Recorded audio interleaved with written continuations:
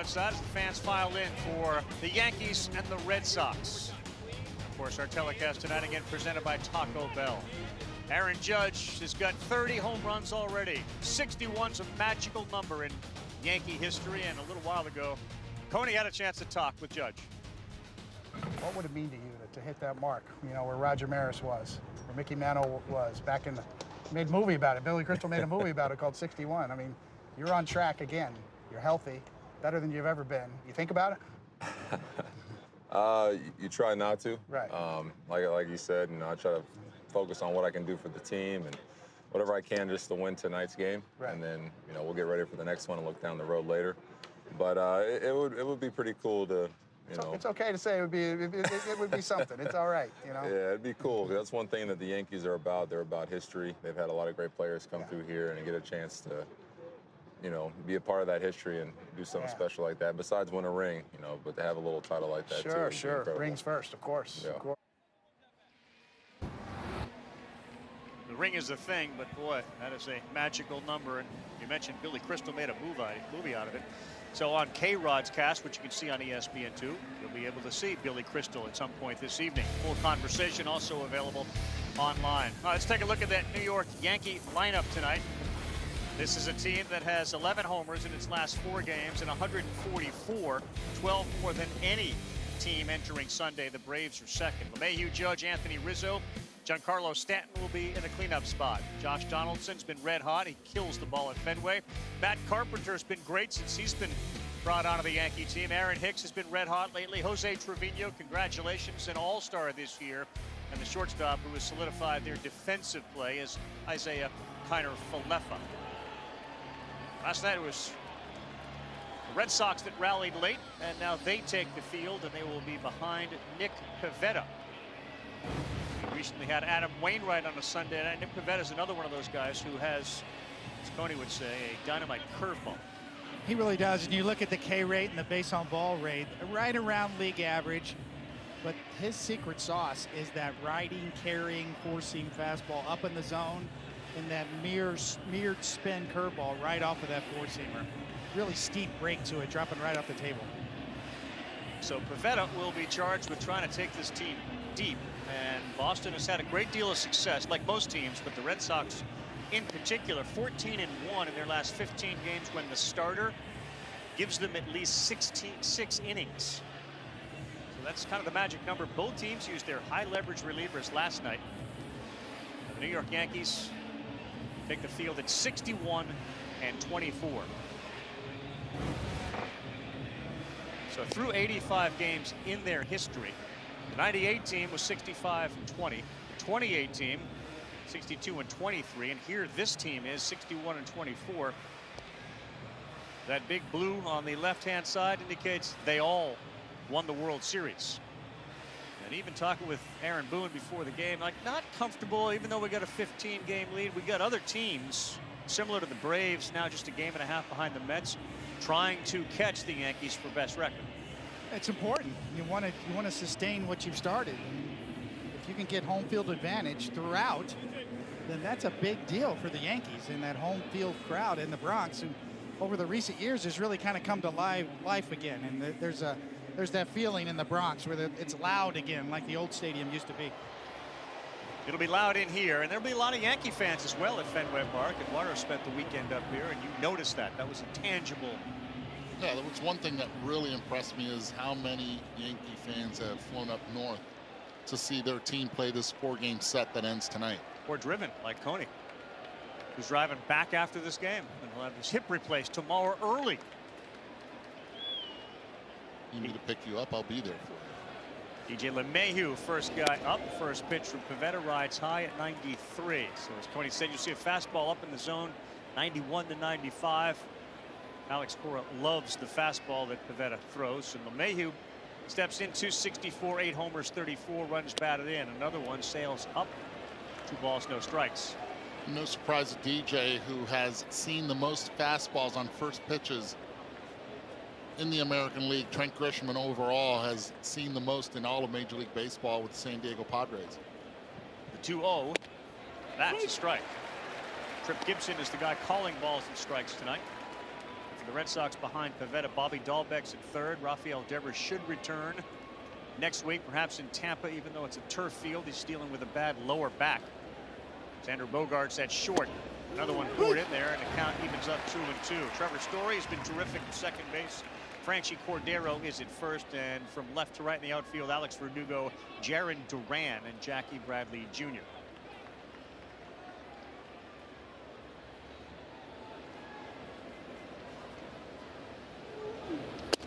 Strike three after falling behind 2-0.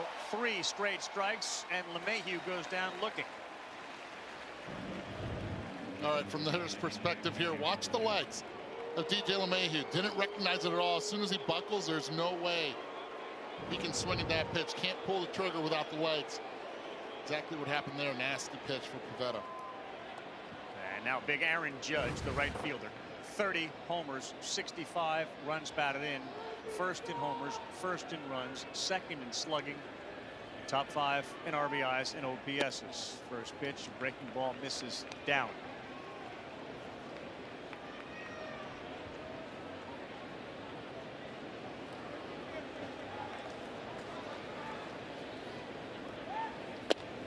Another one, breaking pitch in there at 79 to even it up 1-1. Good spin on both of his pitches. That four-seamer and that curveball are elite spin rates. Red Sox will shift, so Story is on the left side of the infield, and the next switch is a check swing. And yes, said the first base umpire, Eric Backus, he went. Looking at a 14-mile-per-hour differential, but where's that pitch? It's up. He's looking, and he's only seeing the curveball. Great setup and great location. Be able to get him another strike. What differentiates Judge this season, his ability to hit both the fastball and the breaking ball. And that's a roller to third, foul ball. Stahlbeck makes the play anyway, but immediately called by Jerry Lane, the crew chief down there at third base.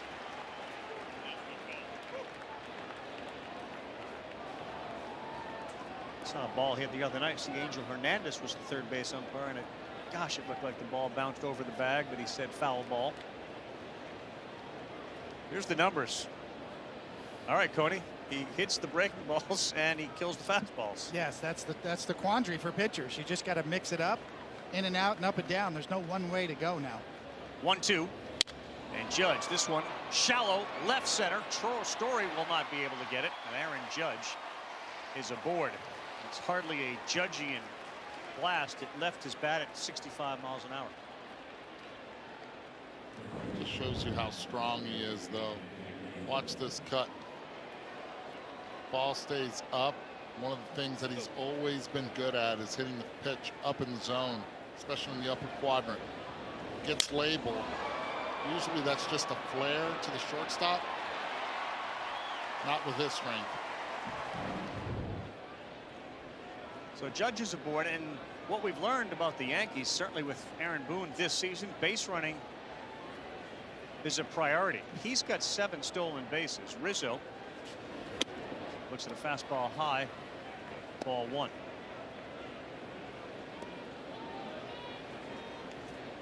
The OPS plus 41 points above average. 22 homers, 54 runs batted in. 5 of his last 6 hits have gone for extra bases. He's got 7 homers his last 17 games. Bogaerts to the right a second. Judge pops this up sky high. Bobby Dahlbeck is alone over there. And he basket catches the ball.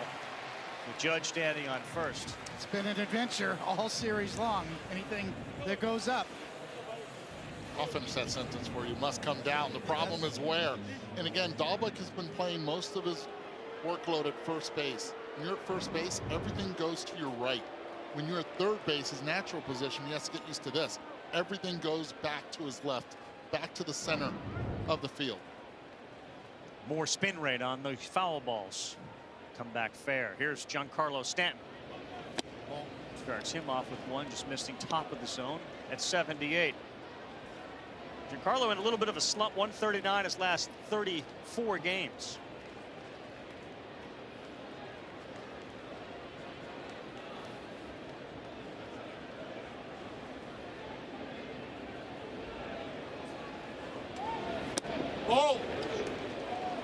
K-Zone was more friendly than the home plate umpire. It's 2-0. Has to be careful with Giancarlo. Why? Because no one in baseball has more home runs on breaking pitches than G this year. 12 so far. Has to elevate that fastball successfully against him. 12 of the 21, and good numbers against Pivetta with 2 homers. Challenged him, right center field. That one is lasered out to right. And it's over the wall. Giancarlo Stanton, a line shot at 114 off the bat.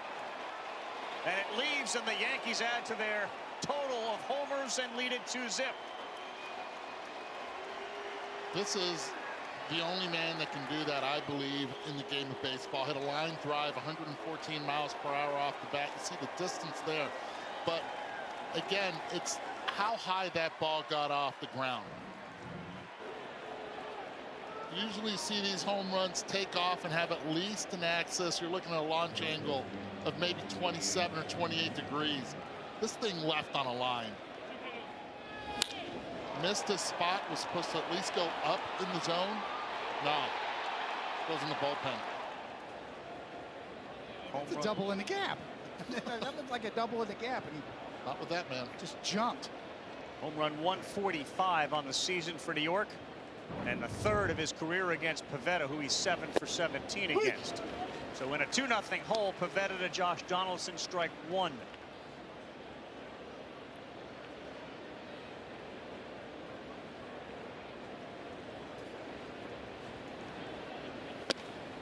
Donaldson swings and misses at that. Well, to your point, Eddie, he is the only guy that can do this. This is a launch angle, getting a little nerdy here, of 16 degrees. That's the second lowest launch angle of any homer hit this year, and he has the lowest launch angle. He's a line drive hitter. He's never been a fly ball hitter. Is a completely different type of hitter than that man that we see on the screen right now. Most of his are moon shots. 22 of 30 ballparks that would have left him. You know, when neighborhoods have building codes that you can't go higher than 4 feet, 4 stories, Giancarlo Stanton abides by those rules. He could live there.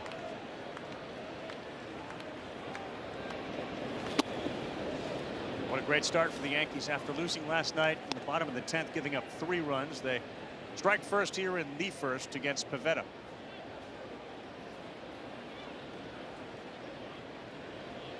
Fair question. Stanton participates in the home run derby. 1 and 2, and that's going to go foul.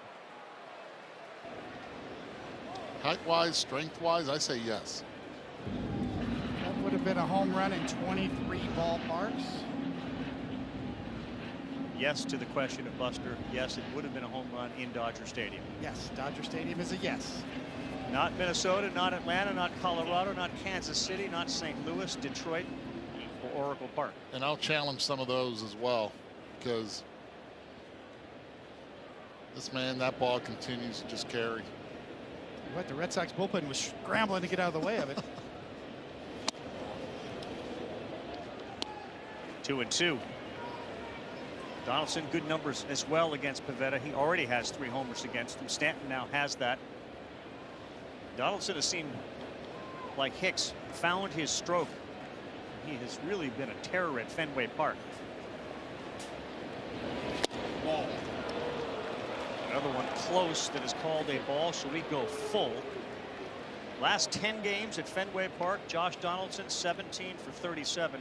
That's 459 with 7 homers.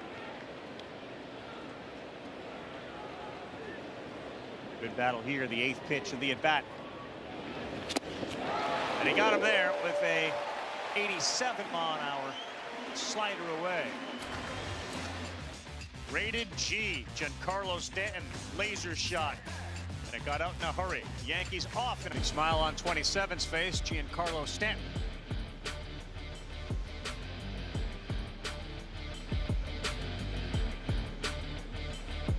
The Red Sox will send a lineup like this against Jameson Taillon, who has shown the road to be a little bumpy lately. He'll get Jared Duran to lead off. Really speedy runner if he can get on. Christian Vasquez bats second tonight. JD Martinez Had that double late against Michael King, which led to the Clay Holmes decision last night.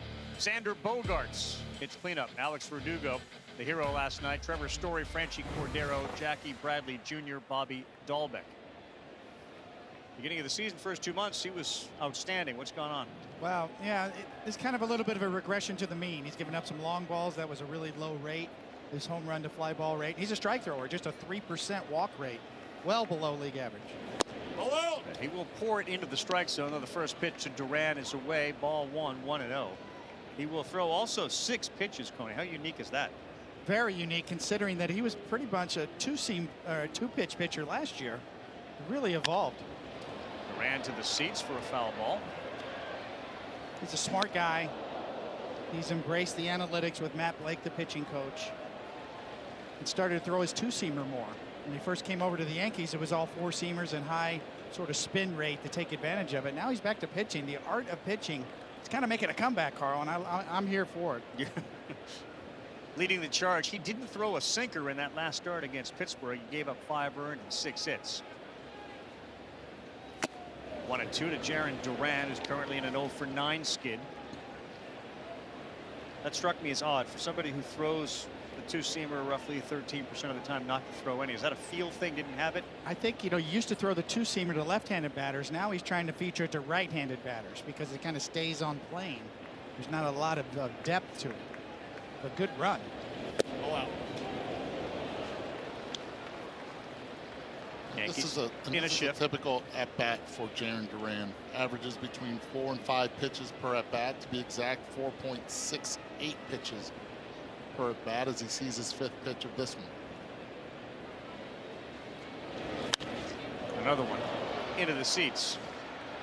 And Duran, when you look at him, you think about some of the great athletic center fielders. Grady Sizemore, and this is not a comparison, but physically there's a lot of Grady Sizemore in Duran. He is strong, he's athletic, he flies around the bases. They're just working on both the hit and field tool, but a gifted athlete.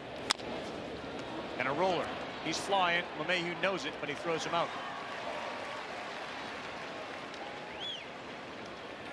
That's the K-Rod cast going on right now. Alex Rodriguez and Michael Kay. At some point, And look who has arrived at the seaport. It was how I dealt with it at 15. And the man who turned me on to baseball, the man who took me to that first game back in 1956, who taught me how to hit curveballs. When Billy Crystal talks, you just lay out. I was there. Let's hear what he's saying. He actually got an at-bat in spring training one year. I was Yep. there. He actually fouled a couple off, too. Ended up striking out. Now Vasquez, lucky enough to go to the Gold Glove Awards banquet each year that it has been held, and Billy Crystal was one of the speakers. It was as great a night. His love for baseball, which everybody knows, but boy, to hear him on a stage talk about it. Right back up the middle, off of Tyon. Will take his time, fire to first. Rizzo catches it, and he's rubbing the back of his right leg. A little stinger. I think he'll be fine, but a lot of muscle behind that leg. Yeah, I'm not sure that was his leg. It's a Forrest Gump ball right there. It is. Where'd it get you? In the buttock.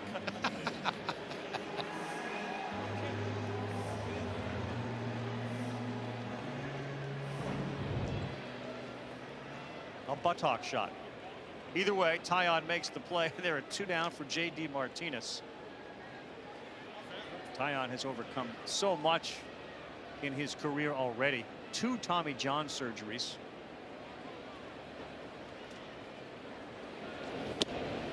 Scored in there for a strike. Testicular cancer, which, as he said, terrified him, even though he had incredible care.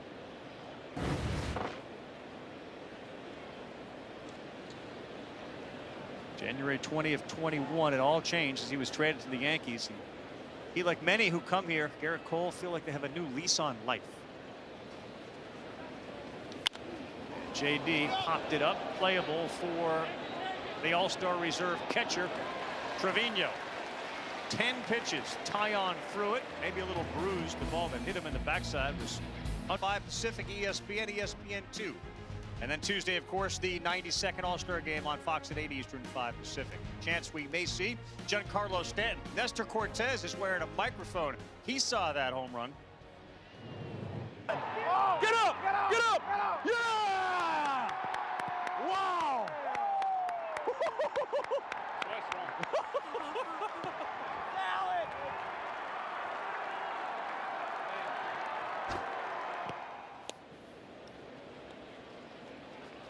Nestor Cortez wearing a microphone all night. Is that a Yankee thing, or is that sort of the launch angle? Like that's as high as it got? I think that's what he was. Yeah, he was referring to the degrees of launch there. I think he got a little above the 16-degree mark that Giancarlo was able to connect on. Matt Carpenter start things off. Aaron Hicks, and then Trevino. Carpenter, the designated hitter. Red Sox in a shift against him, and that one misses inside. Pivetta falling behind. 3 balls, no strikes. What a story Matt Carpenter is. He's reached safely in 12 of the 16 games that he has started. 92-mile-an-hour fastball down the middle. 9 home runs, a .328 average. And those 12 years with the Cardinals, for a lot of them, he was as good a hitter as there was on that team. 3-2, gets a piece of the corner, and then Tommy Edmonds showed up, and then Nolan Arenado was traded for, and he realized 18 he was terrific, and 19 he realized I'm in trouble. And then when Arenado showed up, it was over.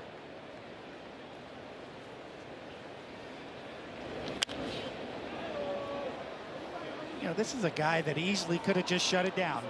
Had a nice career, nice legacy as a Cardinal player, as you said, and he was desperate to get back. Saw 3 different hitting coaches, including finally his old buddy Matt Holliday. Yep. And just would not say die. And now here's the payoff.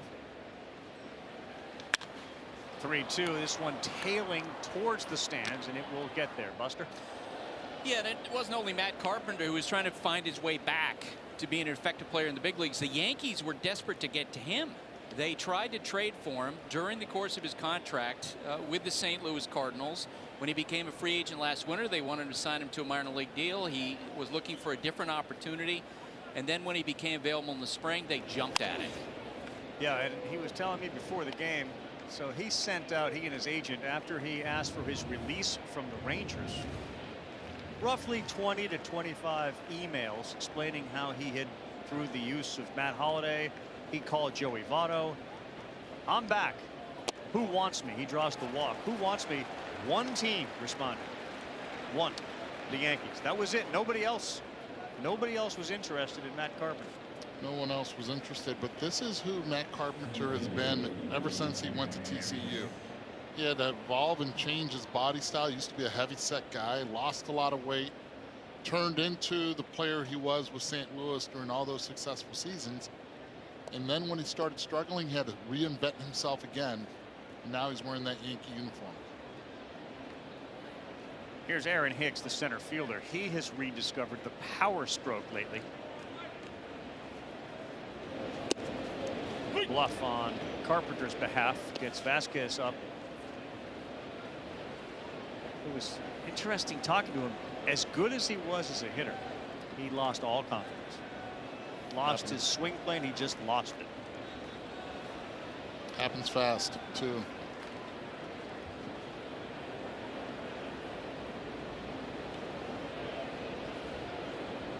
Red Sox employ 3 on the right side for Aaron Hicks.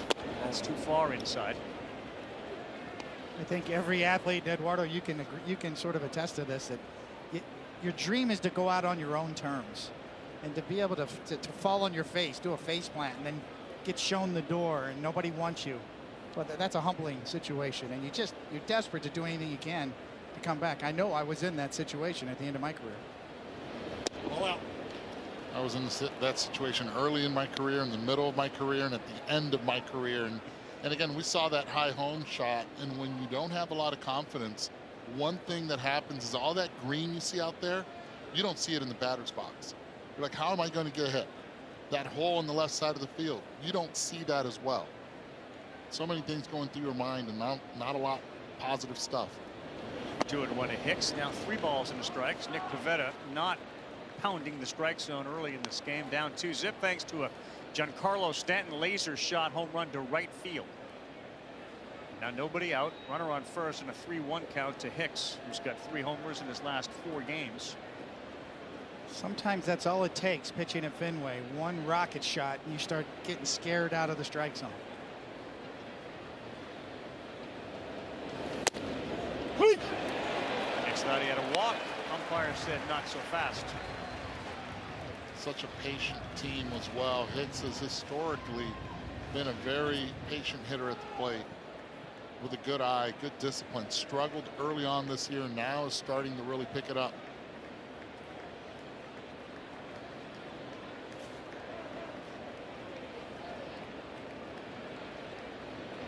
Pitch number 38 of the night for Pivetta, and he does miss down, ball 4. So struggle start for Nick Pivetta. 2 on, nobody out. Back-to-back walks. The Red Sox send their pitching coach out for a conversation.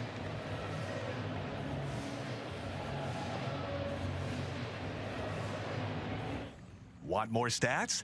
Just ask Siri who leads MLB in home runs.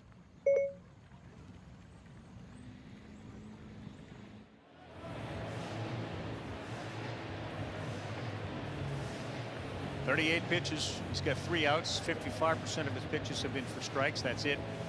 You're dealing with a team, the Yankees, that have scored more runs than anybody and allowed the fewest. The 0-1 Mariners were the last team to do that.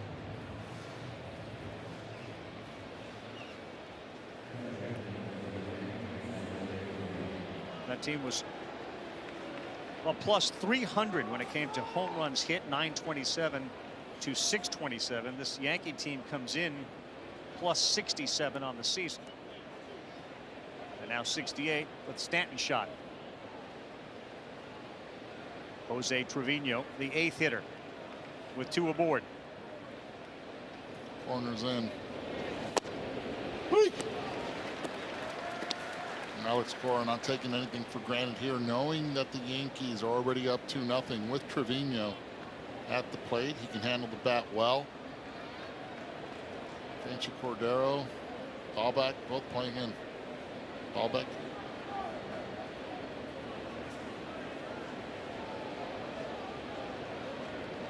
He's even with the bag, and now a look back at second for Carpenter.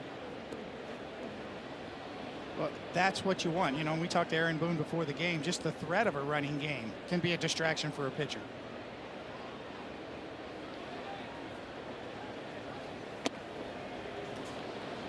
It's not really about speed, it's about opportunity. The Yankees have had a couple of hit and runs this series, multiple attempts to steal bases. The whole base running profile of the Yankees has dramatically changed this year. Absolutely, 58 stolen bases so far, and it buys you fastballs as well. Trevino, that is going to get down in left field, touching third. Carpenter, he's coming in. Hicks will stop at third to second. Trevino dives in. Howard at second base.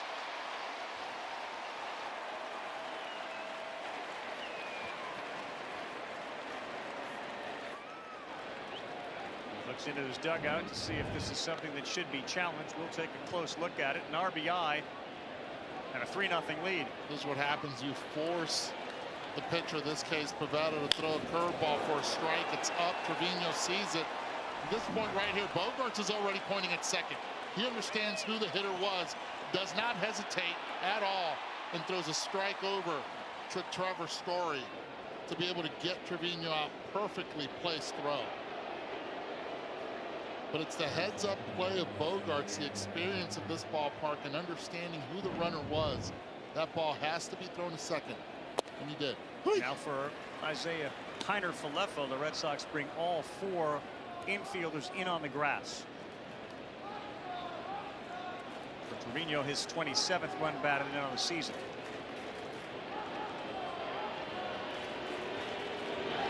Back up the middle and through. RBI single for Kiner-Falefa, and the Yankees are ruining Pivetta's night. They lead it 4-0 in the top of the 2nd inning. We've been doing a lot of that all year against a lot of pitchers, and what is so difficult, and I'd love, Coney, for you to help me out on this, is how do you maneuver through a lineup like this when the bottom of the order continues to do damage? There's no time to come up for air. Well, it certainly presents a diversity of style with Kiner Falefa and a high contact rate at the bottom of the order. He's a hard guy to strike out, so you know he's going to put it in play. Now LeMahieu for the second time that I struck out his first time up. To Eduardo's point, that if you think about it, you got Carpenter, who's been red hot, Hicks, who's now swinging a great bat. Trevino's offense, he's there to catch, he's there to frame, he's there to catch would-be base runners. He's been hitting almost 300 his last 30 games. I mean, it's to the point now where everybody in the lineup is at league average or better in terms of offensive production. There's no weak spots. 4-0 Yankees, trying to take 3.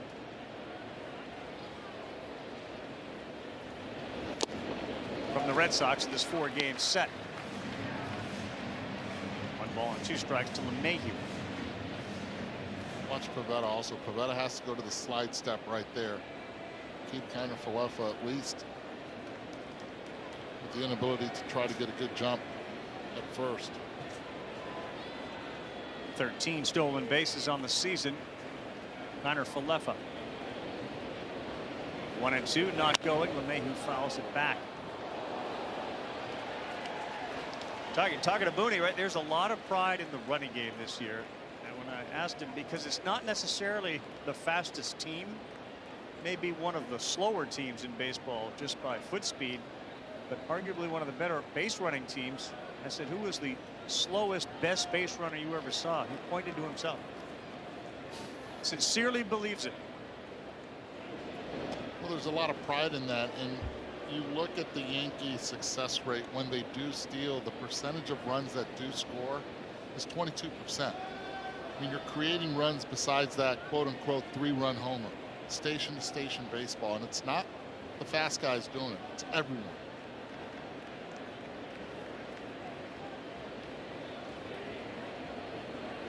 He said in spring training it was a priority from day one. It was the lesson he needed the team to learn the most. Base running is going to be a priority, and he said from Josh Donaldson on to everybody bought into it, and it is shown. And that's such a unique threat. To your point, it just gets in the head of the pitcher. Happened all night. It's not just about stealing bases, you know, it's about secondary leads. It's about being ready to take the extra base.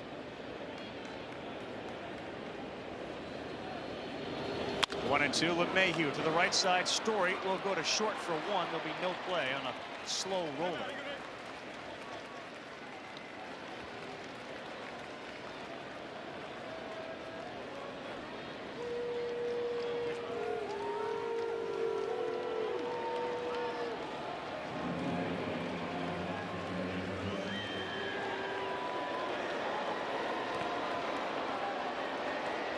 Here in the stands, the recognition of who has come to the plate, whether they be Yankee fans or Red Sox fans. Aaron Judge.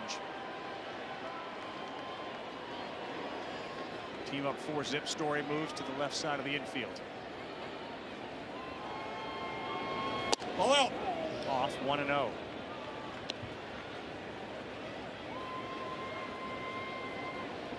Fourth time that he has been selected to the All-Star game, the leading vote getter.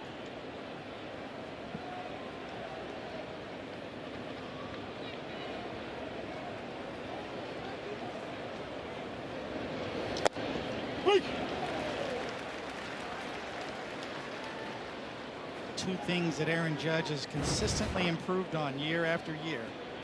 We're going to look at those all-stars on the Yankees and the Red Sox side there. He's laying off the breaking balls off the plate and fastballs then turning on them. And Giancarlo Stanton, Aaron Judge, the first 2 Yankee outfielders to start in an all-star game since Dave Winfield and Ricky Henderson. Challenged him up top, 94, and he got a little cut on it. 1-2. Well, his last at bat, he saw 5 pitches, only 1 fastball, and it was 4 strike up in the zone as well. Checked his swing, tried to check his swing on that one. This one he took a big cut at.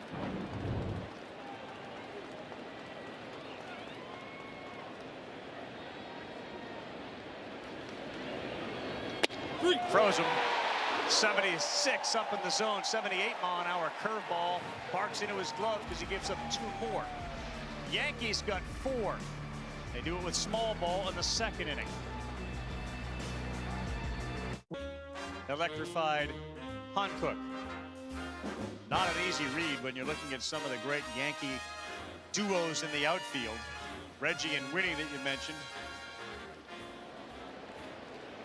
And Aaron Judge and Giancarlo Stanton joined an incredible list of Yankee duos that have started an all-star game. You go back to Ruth and Ben Chapman back in '33.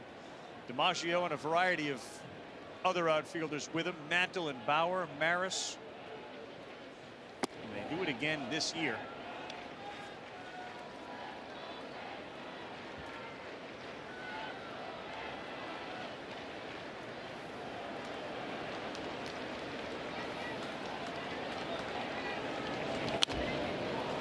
Bogarts fouls that pitch from Tyon off. Well, people were critical when the Yankees acquired Giancarlo and the contract. The way that it has ultimately worked out, and Aaron Judge, who's in right field tonight but has played center field, I know you had that conversation with him. He's the one that was constantly peppering Aaron Boone. Get me into center. Let me play center field. He wants it. He really enjoys playing center field. As an amateur player and in college, he played center field. And it opens up the whole roster for the Yankees. Who, by the way, you read reports, are rumored to be pursuing a guy like Andrew Benintendi, who of course played here for years with the Red Sox. Won a series title with him. What really opens everything up is that man in left field being able to stay healthy. Man. Good judge in center, you're right, but the health? How much do you extend that lineup? Well, you have an extra infielder, obviously, with Josh Donaldson and 2 second basemen in Gleyber Torres and DJ LeMahieu. So on one given day, if Stanton's locking up the DH spot, one of those guys is going to have to sit. But by putting Stanton in the outfield, everybody gets to play. And Stanton becomes a better player by being a position player. Another foul ball. Buster, what do you know about the Yankee plans come trade deadline? Yeah, they have had conversations with the Kansas City Royals about Andrew Benintendi. So have a lot of other teams. The perception is that the Royals are going to move him maybe around the All-Star break, maybe right after the All-Star break. He's a unique player, high on base percentage, contact guy, good defender, experience in the postseason. Carl, I think one question for the Yankees is, with that huge lead, if it's a bidding war for one particular player, how aggressive will they be to add a guy who's a rental and then will be a free agent in the fall?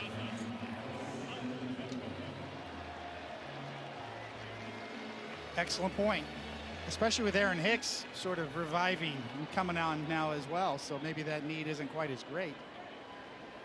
It's hard, though, because it's quite clear that the Astros are a formidable opponent if you're going to extrapolate down the road.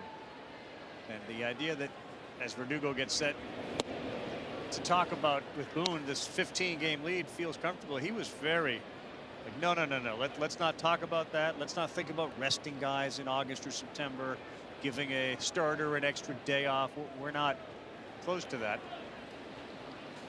Let's face it, Carl, if you were going to trade for Benintendi, it would be for the postseason at this point. 100%. With that huge lead, and front offices typically don't do that. A notable exception the last 6 years is when the Chicago Cubs paid big to get Aroldis Chapman, Theo Epstein feeling like he would be a finishing piece. Yep.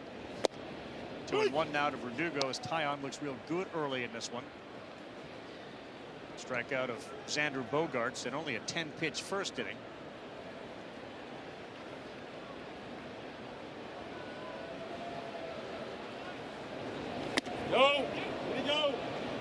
Check a swing.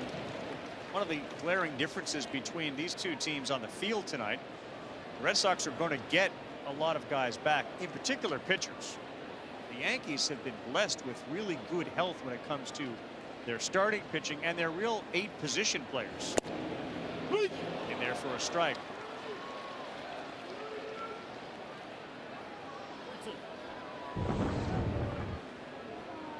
Only team to have 5 starters make 15 or more starts and 8 batters with 250+ plate appearances. One of 3 teams.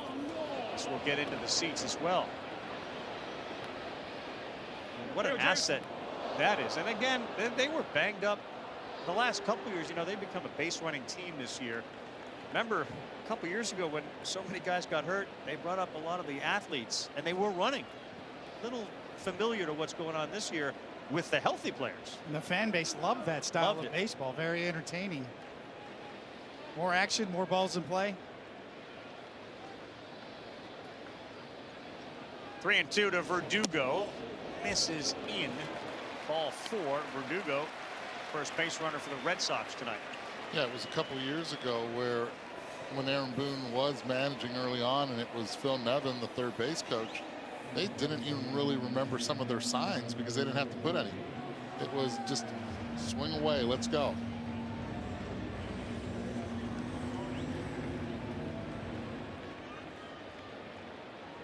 But while 15 is not a foregone conclusion that they win the division, don't you think you are thinking about the Mets, the Braves, the Dodgers, the Astros, the other teams that you're likely going to compete against to get where you want, which is a World Series title? Yes. Trevor Story looks at strike 191. You know, Colin, to your point, the thing that you really see now with this big of a lead at this point in the season is the luxury for Aaron Boone is to protect his bullpen a little more. Maybe he would have pushed Clay Holmes last night in a close game if it was a shorter lead. You don't have to really push your high leverage guys as hard when you have that big of a cushion. You can protect them. All in. Well, what does Las Vegas think about the odds to win the World Series? Or the Yankees, who've had the best record most of the year, all of the year? It's not as if there's no one else in the group there. Could make some pretty good money on a Braves team that is charging right now. Now you mentioned Charlie Morton's back. Fried is back. Strider's been an unbelievable story. His story fouls one off his foot. Yeah, Charlie Morton's stuff is back. His last 5 starts or so, he's been really good. Still one of the highest spinning curveballs in the game.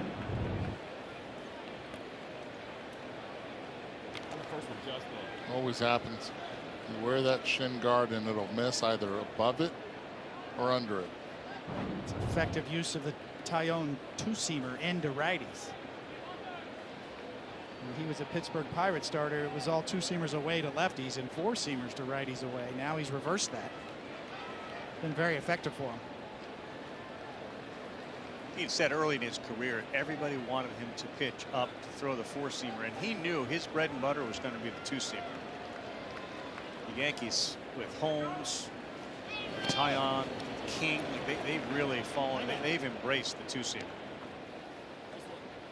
Why not? Hitters learned how to hit the ball up. Everybody was pitching up. They couldn't catch to the ball up. Now they're hitting the ball up. We're getting away from trying to clone pitchers. And instead, let's just use this technology to identify what you do best. Let's evaluate your pitches. If you have a good two-seamer, let's use it, like Clay Holmes. If you can throw that four-seamer and have high spin at the top of the zone, let's use that as well. Find out what you do well and get to it. Story on the ground. Rizzo, he will field. There's one. Back to Taillon, and Story will get there. You can tell that ball off his foot is affecting him as he gingerly and now takes his time getting back to first. It hurt. This was actually a very difficult play for Anthony Rizzo to make a play on. This is spinning big time.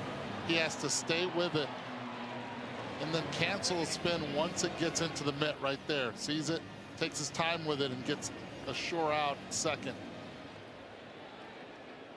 Those are the ones that a lot of inexperienced first basemen they get eaten up on. Here is the Red Sox first baseman, Franchi Cordero, 3 homers, 22 runs batted in. When he hits it hard. Falls into the same group of guys like Vlad Guerrero, Ohtani, Judge with exit velo. Multiple homers over 115 miles an hour. The leader in that category is Stanton by a lot.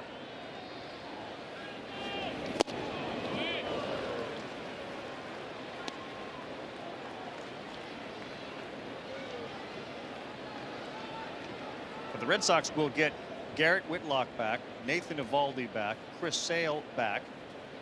Josh Taylor, who hasn't pitched at all this year and was a key piece out of the bullpen, will be back. They're playing tonight, of course, without Rafael Devers. Cordero hits this one hard to center field. Hicks going back, looking up. See you later. Home run off the bat of Franchi Cordero, and the lead has been cut in half. It's 4-2.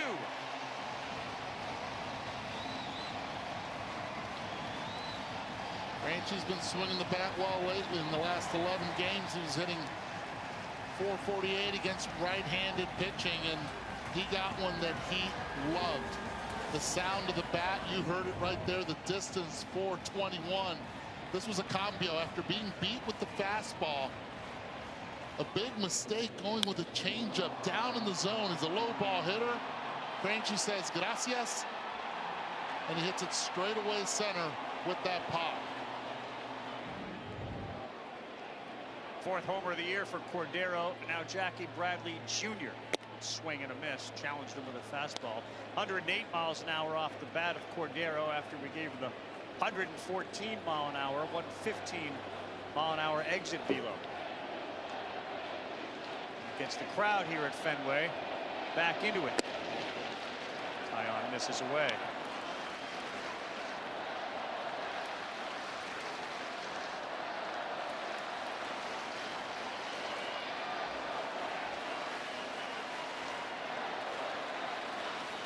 Some of the things, Coney, that really baffle you, especially Cordero, who has struggled with good velo. Got beat with the fastball, then all of a sudden Jameson did him the favor. Bradley, center field. Hicks. Nice running catch. And that will retire the side. Bradley off his fists. That guy off the barrel. Franchi Cordero leaves the building. He gets the ride in the cart. We come back on Sundays. And for the time being, court is adjourned. Back to live action. The curveball up in the zone, called strike one.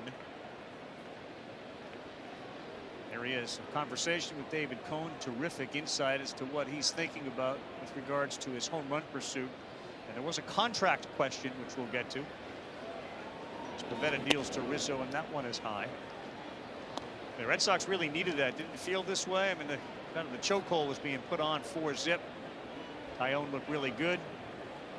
And a home run from Franchi Cordero. There's a feeling on in this Red Sox clubhouse that they can play with the Yankees. Alex Cora mentioned that. The vast majority of the games have been close games in the history over the last few years. Makes the Red Sox feel like, you know what? Yeah, we respect the Yankees. We know they're having a great year, but we can play with these guys. We even watched the way he managed the game last night, trailing. When Refsnyder hit a homer to make it 3-2, as Rizzo looks the ball down and in. He was using his high leverage guys against a team that was 48-0 going into the 8th inning with a lead. 48-0. You don't usually chase wins. But yeah, that confidence you're talking about, that comes directly from Cora. How high Rizzo chokes up on his bat. 2-2, and he drives this one to right. Bradley about face. Oh, he almost caught it. Goes off the base of the wall, and Rizzo has a double. What an effort by Bradley, who is playing really shallow against Rizzo, and an incredible effort by Jackie in right field, but it's a double for Rizzo. Yeah, Jackie's been playing shallow on most hitters in this ballpark. This ballpark plays like a center field. Very deep, just straight away right. Let's hope that he's okay when he landed on that right foot, but what a heck of an attempt. Reached up, missed it probably by a couple feet. Shades of Willie Mays. Tried to be. Breaking pitch to Stanton. He homered his first time up. Rizzo bidding, and you see Bradley now working on that right ankle of his for what would have been his 23rd homer of the year. Instead, leadoff man aboard after scoring 2. The Red Sox trying to put a 0 up, and Stanton trying to add to it.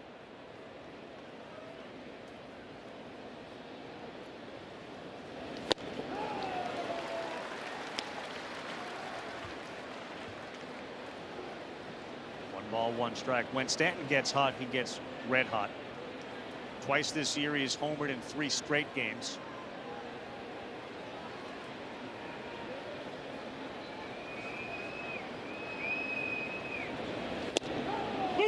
Yes, he gets the call in the upper third of the zone. And that's the 3rd curveball that he gets called up in the zone. It's a strike. It hits the top part of it. We saw the Aaron Judge strike. Anthony Rizzo also got one in the 1st strike, and now Giancarlo gets one here. Stay up there, Coney. 1 and 2. No. Best way to answer that question. Just wait.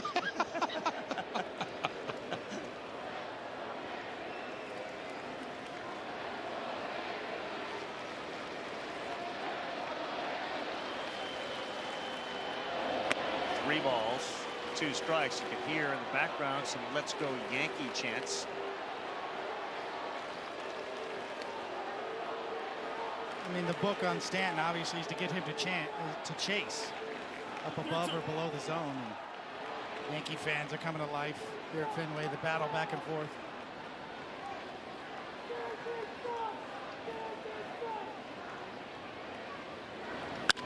Liner right at Bogarts. My goodness. 110. I think it caught him. A smoke shot off the bat of Giancarlo Stanton. And Bogarts doesn't see many hit at him like that. Carl, why'd you take the .5 off? Because that was, you have to add it to that. That ball's coming at you knuckling. Another hard line drive. Put the hat back on the way it's supposed to. Get the married guys off the infield when Stanton's up.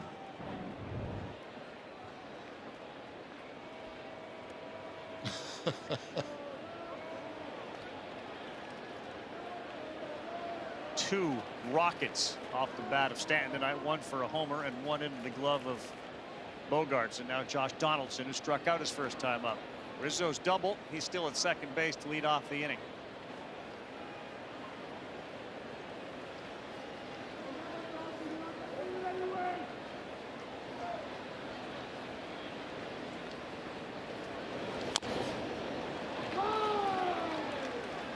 Best coverage in today's game. Let's take a look at the Stanton homer through the T-Mobile multi-view. Yeah, take a look at this. You see it from my view down in the bottom left. Hitter's eye on the top right. You see it, but most importantly, 16 degrees. That's how high it got up when it comes to launch angle. The exit velocity 114, just pummeled. Gave the Yankees a lead of 2-0.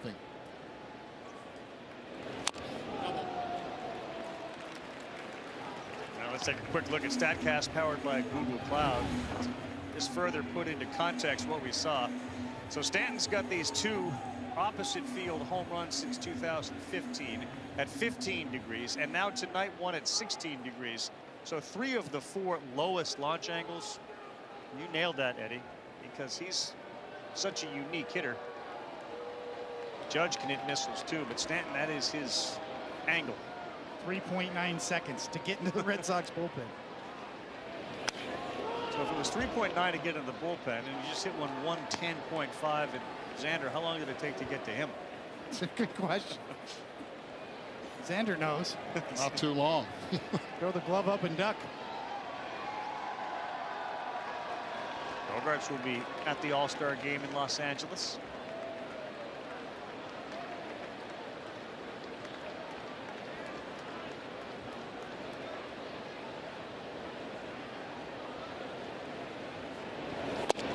It's going to be interesting to see what happens also in the offseason if Bogarts opts out of his contract. If Correa does as well, you're going to have 4 elite shortstops. Dansby Swanson and Trey Turner also headed to free agency.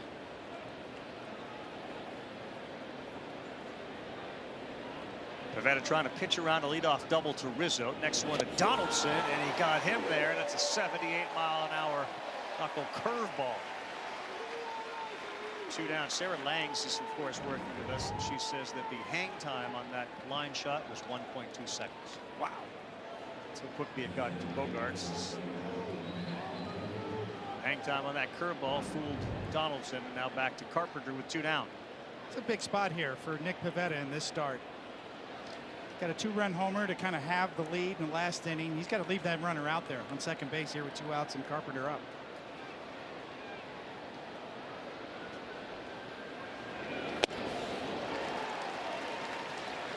So that was Cora's point to us pregame. I don't care if it's 91 or 93.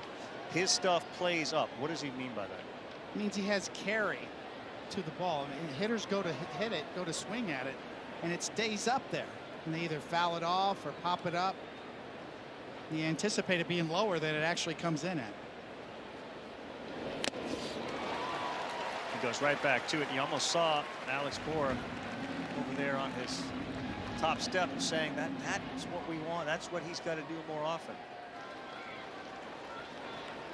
There's so many ways to evaluate pitches now with the technology. Spin rate, vertical horizontal break, spin efficiency, the carry on the 4-seamer. 0-2. Carpenter out of play. And Nick likes to live on the upper floors. It's been beaten into his head too. Keep it up there. Highest percentage of pitches in the upper third. Rodon, of course, one of the great ones for the Giants. Nestor, Chris Flexen, Sean Manaea. Big problem, though, that he has is right now the Yankees have made him work. 23 pitches in the first, 29 in the second, and 20 here in the third. Make that 21.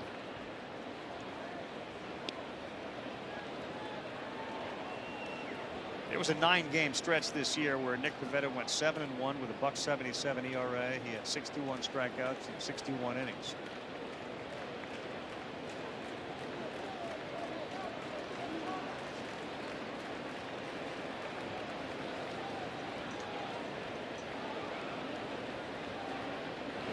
Carpenter hammers this one to right. Bradley goes back. He looks up. He's at the wall. It's over the wall. Matt Carpenter continues to terrorize the baseball, and Pivetta doubles over. Carpenter's 10th. They add 2 more, and it's 6-2 Yankees.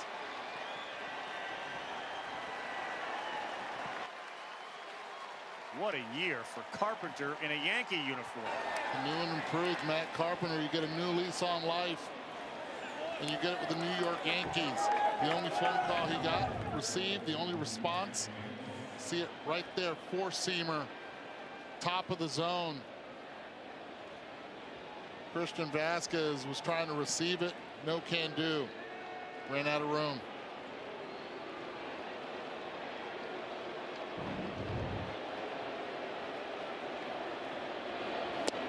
Aaron Hicks, wild swing and a miss. Just a gut punch for Nick Pivetta out there. You saw him double over. I've been there. I know how that feels. You're one pitch from getting out of this. Your team gave you a little bit momentum back in the last inning, and now you just gave it right back. You've been so good at keeping the ball in the ballpark here. And another breaking pitch to Hicks. Ahead 0-2. Put Carpenter away. He had him 0-2.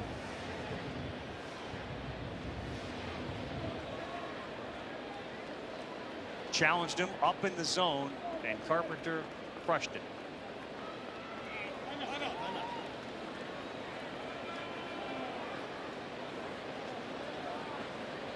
Here we go.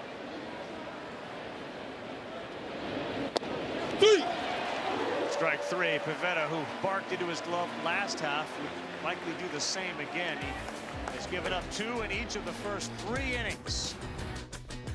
The Yankees have done it to a lot of teams this year. Their second home run of the night. They got 146 on the season and 13 in their last 5 games. This first 2 starts in July, what's been different in your eyes? I mean, 2 fastball, 2 standing, and then the 2 walks, you know. Against a team like this, you got to work ahead, and he hasn't done that tonight. What can you tell us about Rafael Devers and when he might be back? He'll be okay. I mean, we gotta be smart, you know. This is a kid that he's very important for us. You know, give him a few days off. We're going to Tampa too on that turf, so we'll see what we're going to decide in the upcoming days. Alex, thanks. Back to you. Thank you, Buster and Alex. And that's Aaron Judge, who's there to make the play, and they'll be deferential treatment with the train 99 coming in Yes. right field and you're Coming in hot. Exactly. Get out of the way.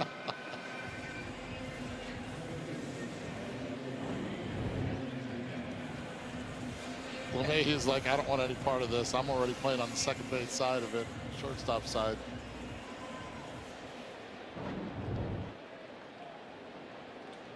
So you do, if you're the Red Sox, have to be a little concerned now about Pivetta, who against the Rays in his last start gave up 7 earned runs and 8 hits, and tonight he's given up 6 runs in just 3 innings. You know, I said it at the beginning. He looked good until Stanton took him deep. And then he started it pushed him out of the strike zone. And I'm speaking from experience because I did the exact same thing pitching in this ballpark. All it takes is one big booming shot. And then all of a sudden you're like, okay, I got to go to the corners. I got to make better pitches. And then you're off the plate. And then you fall behind. A couple of walks. And then that sets in for a long night. Is it the ballpark that does that to you? Is it that green monster out there? It does. It has a heartbeat. When it comes to live, it's alive. Late, great Dan Quisenberry, and I've said this before, but one of my mentors, Dan Quisenberry, one of the great closers, late, great guy, used to talk about that. That's how he described it. He said you could feel it. When you're on the mound at Fenway, you hear and feel that heartbeat, the vibration of it. Duran, right center. Hicks going back. And he's there as he runs it down just shy of the warning track. Good wood from Duran, but he continues to struggle. Take a look over there. It's Bucky Dent, Mike Torres. Probably talking about what happened at Fenway. Bucky bleeping Dent hit the ball over the wall. And Torres, the Red Sox, were shocked. Carl Yastrzemski staring up the screen. Billy Crystal hanging out. He's not leaving. No, he's Velcroed to that seat. You think Mike Torres wants to reach over and just smack Bucky right down all these years later? Tommy Pham? No. You think they're in a fantasy football league together? I'll tell you this: in this area, he's not known as Bucky Dent. Neither is Aaron Boone known as Aaron Boone. True.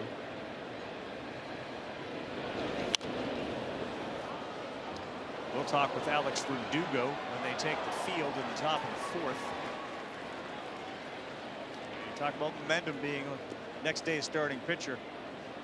How about the last 14 hours or so in his life? He's the hero last night. Here we are back at it again. And boom, we're down, 6-2, and watching Stanton hit rockets. Matt Carpenter. It's the second life. Carpenter's story is incredible.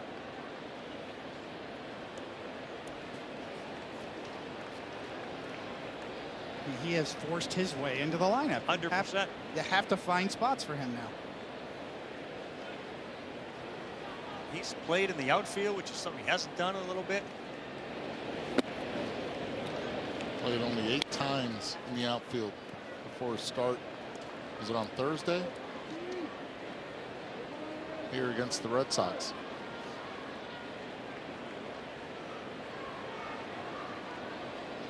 Ten homers already on the season for Matt Carpenter. 2 outs, bottom of the 3. 2-2. Vasquez hits this one to left. That's one that you're watching go off the right tower. Balls are flying out of Fenway tonight. Christian Vasquez, 380 feet. 6-3. Think he knew it? As soon as he made contact with it, Christian Vasquez joining the party. Home run party, that is, that the Yankees have been having, and also Franchy Cordero in the previous inning. Hanging slider, a spinner. As soon as he hit it, he knew it. Those go a long way. I threw a lot of those, Eduardo. I threw a few to you. I think you just didn't get the launch on it. You hit doubles. But I tried to imitate Giancarlo. Didn't work. Light tower power. I'll tell you this right now, though. That flip had maybe 2.5 revolutions in it on the back flip.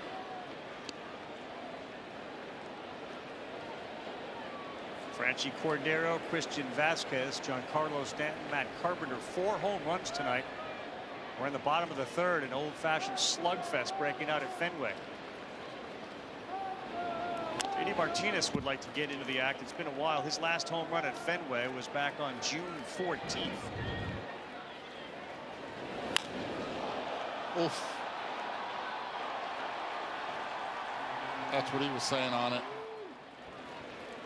Are there any better seats in baseball than the monster seats up there?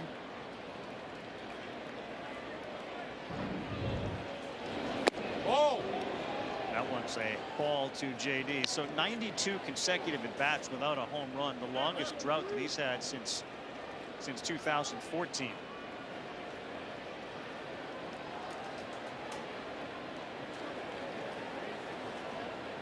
Of all the changes they've made here at Fenway Park, and they've done some great work around this park. The monster seats, just remarkable.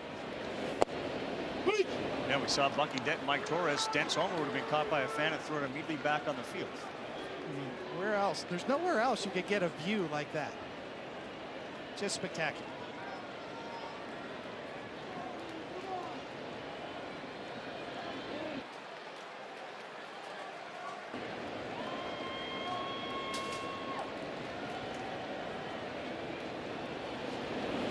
JD gone.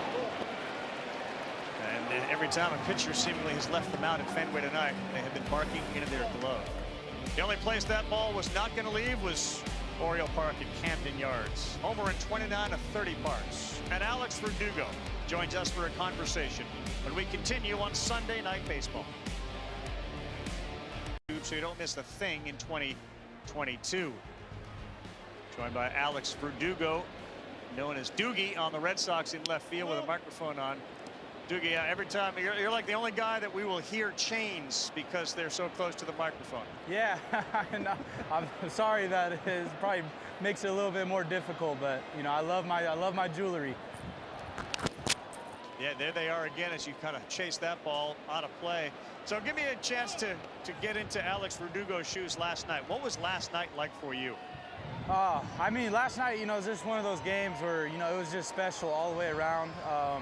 You know, to fight, to go into extras with these guys, and then, you know, to beat their bullpen, which has been such a good bullpen all year, is just, you know, it was a big win for us. So we've talked about where the confidence comes from, not in you, but in this team to come back against the Yankee bullpen. Does it come from Alex Cora? Where does that come from? Because you don't usually chase wins like that with the bullpen pieces he did last night.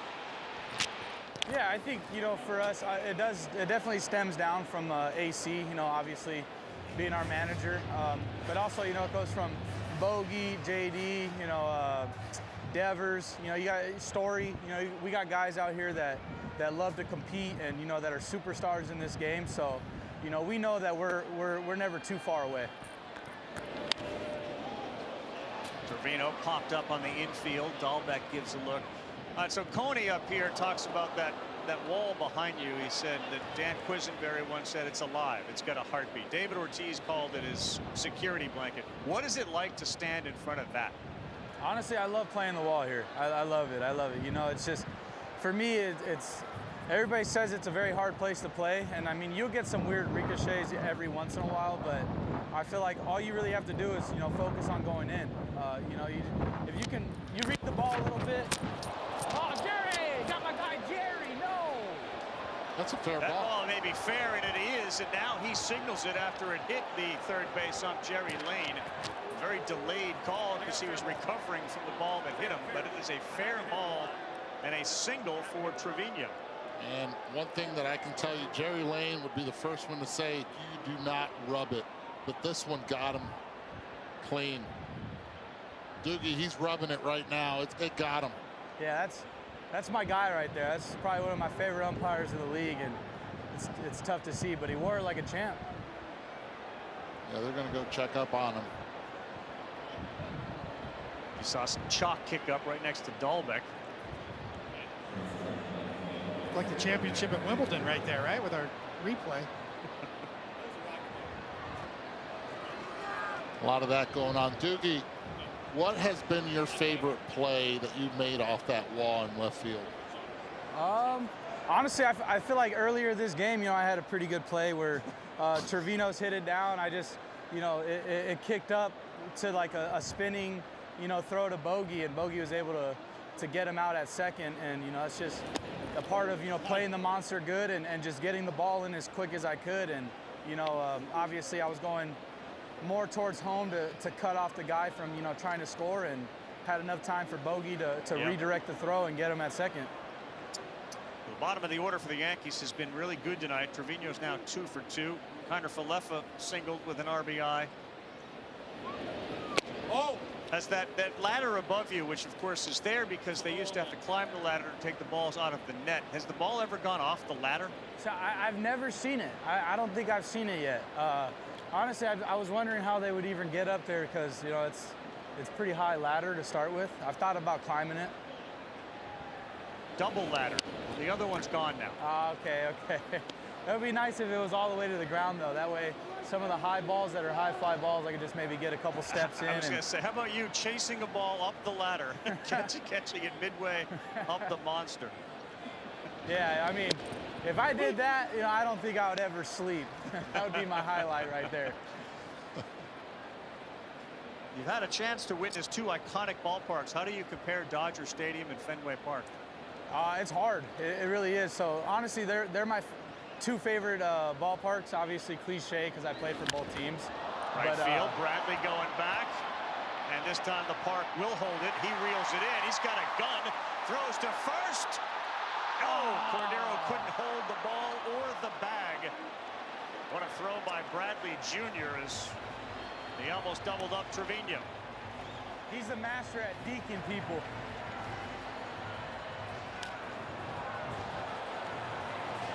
And we're looking at a view right now, Alex, of Jackie, who plays one of the shallowest right fields in the game. A very shallow right, starting off around 291 feet from home plate. Went back well on that baseball to make that play. Yeah, Jackie moves extremely well. It's honestly a treat to watch him play out here. Like I said, he dekes all of us with, balls where he's like, there's no way he's getting there. And then, he just pulls up on it last minute, just catches it and fires it in. So he's got, obviously gold on the glove, and, he shows it every day. He, of course, pitched in a game Friday night and threw pitches at 90 miles an hour. He's got one of the great arms in all of baseball, and we saw it there. Almost had him. He almost had him. Yeah, he yanked it a little bit, probably cut on him, but, definitely good throw. I know he's got him and Hicks got like 105 throws in the big leagues. Alex, you back up about 6 feet, you could just lean against the wall.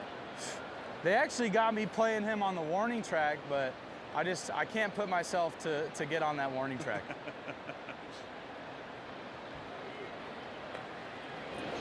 Mayhew back up the middle, and that's got eyes into center field.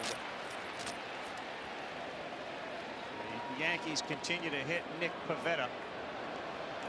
2 aboard, 1 down. They've scored 2 runs, and that's all the hits they're going to get off Nick Pivetta. The Red Sox bullpen has been activated. Looks like Caleb Orton is going to come on and pitch. It's not Nick Pivetta's night. He is out. We'll continue our conversation with Alex Verdugo as the bullpen door opens up. Cut it a little bit. Deked him, man. Chat with his outfield buddies as we take a timeout. Faces with 2 on is Aaron Judge. Boy. First pitch strike. What did Jackie Bradley tell you about facing Aaron Judge?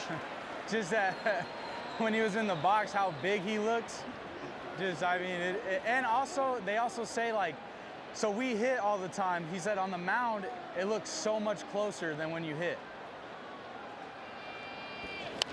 Judge fouls that off. Ort made his major league debut with Boston back in September of last year against Seattle. He has a .312 ERA and 33 relief appearances for Worcester, which is tied for the AAA lead in saves, 15 of 17, second in minor league baseball. Yankees have got 2 in each of the first 3 innings. And Ort ahead of Judge 0-2. And this ball to center. Oh boy. Playable. And it's Bradley who cuts in front. And it's a big out for Caleb Ort on Aaron Judge. And Alex, I'll give you a nice quick stat right there. That was the 82nd fly ball that Aaron Judge has hit this season. 30 of them have gone for home runs. I'll tell you what, man. He's got more homers in half of the year, not even half the year, that I'd had in my life. Tell you what, it's got to be fun to hit some balls the way he does. Did you have a unique view on the Stanton line shot? Oh, man, yeah. That ball was absolutely spanked. I thought it was 115. I looked on the video, it said 114. I was a little bit let down, but I mean, for a ball to be hit that low and to clear, you know, one of the deepest parts in our ballpark is, I mean, you just don't really see a lot of balls hit like that, even from lefties. And I mean, for a righty to do it, he's just, the power's unbelievable. I mean, we all know it. We've all seen it for years. Here's a guy that certainly has had a bunch of homers this year, 22, Anthony Rizzo. 2 down, 2 on. And now a 2-0 count. Ooh, 97. Yeah, Caleb Ort, he had 15 saves in AAA this year. He had nice numbers. Yeah, I was hearing you guys read it off. Sound really good for sure. And I mean, you can see why. He's got some electric stuff. So you and Jeter Downs come over in the Mookie Betts deal. What was your relationship with Jeter prior to that? I got to know him a little bit when he was with the Dodgers. You know, he was my boy, obviously. We weren't like best friends, but we were, you know what I mean, we were close. We're talking, you know, messing around. So he's always been cool with me, and you know, I got nothing but nice things to say about him. So Jeet's my boy for sure.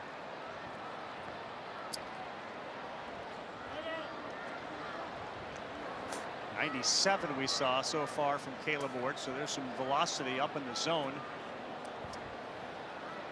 Pretty soon we'll have guys throwing 105 consistently. No doubt, right? It's unbelievable.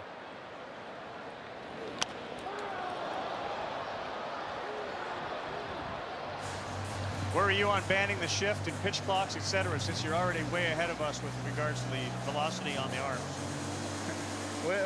Can you repeat that? I just said, where are you on the defensive shifts being outlawed and pitch clock, etc.?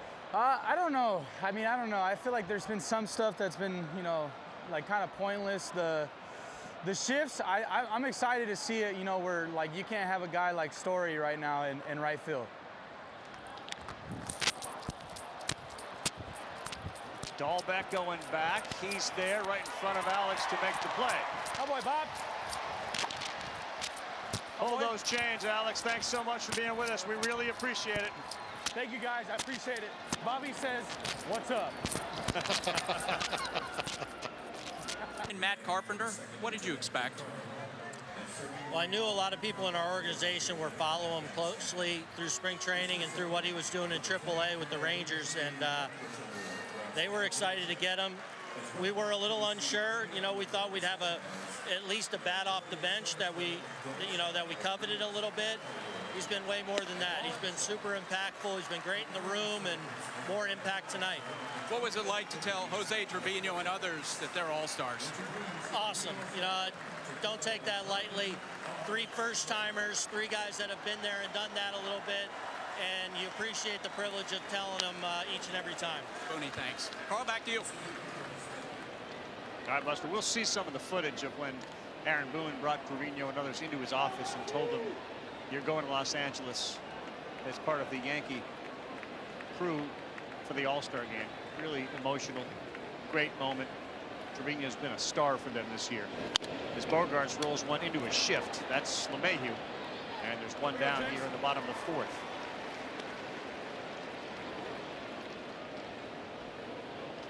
Well, a couple of takeaways. Caleb Ort was very impressive with the way he pitched, coming on in a terrible spot.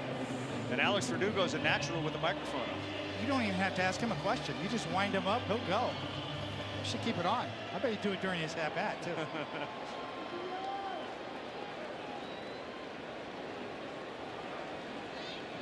He's been clutch for the Red Sox. You see his numbers on the year. He's had some success as well against the New York Yankees. homers, 11 RBIs. That was the first half inning. The Yankees did not score. They got 2 in the first. Carlos Stanton home run. Then they went with some small ball in the second to add 2 more. And then Matt Carpenter with a home run in the third. They have 6. The Red Sox 3. Called strike at the letters inside. 1 ball, 1 strike. I think barely.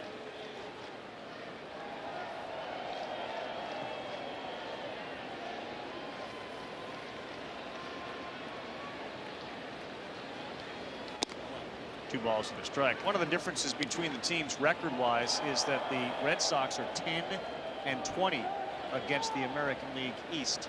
They're 36 and 19 against teams out of their division. The Yankees are just the opposite, 28 and 13 against the East.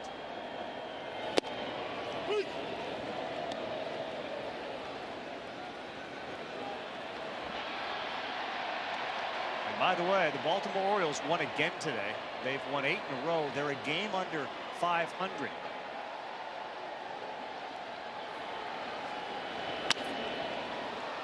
We knew the American League East was going to be good this year.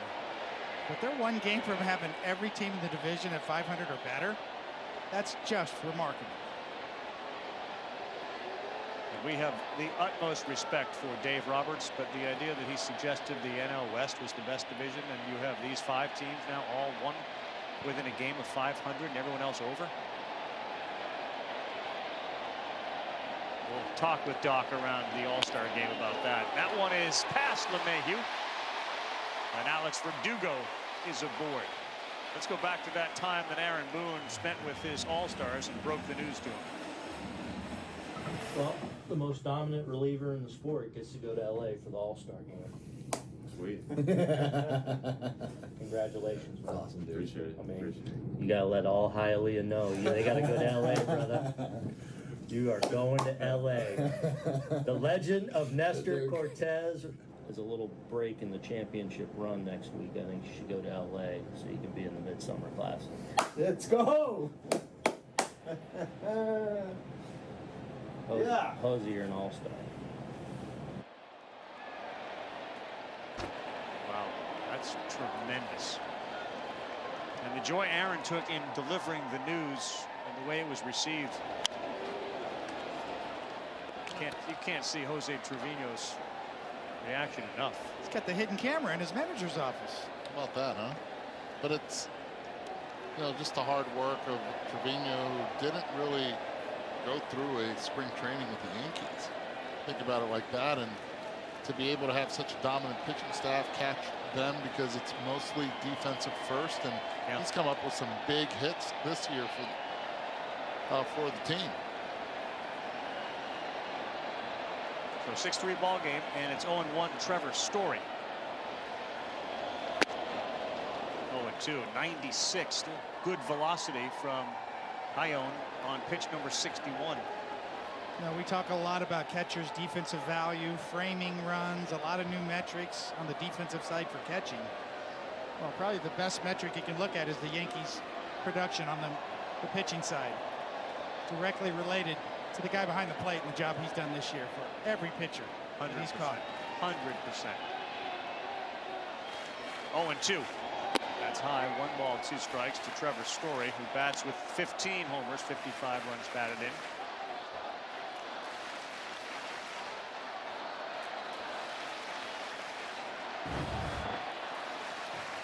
There's a great number right there. The 2022 Yankees, since 1920, the lowest on-base percentage allowed. And really, if you check all the statistics, it's the Yankees and the Dodgers currently leading all the pitching metrics. The Astros and Rays are there as well. Story is center.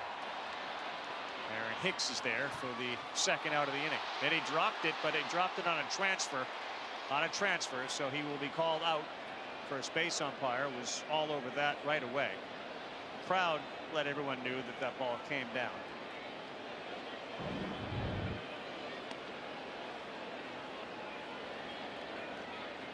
That's the right call.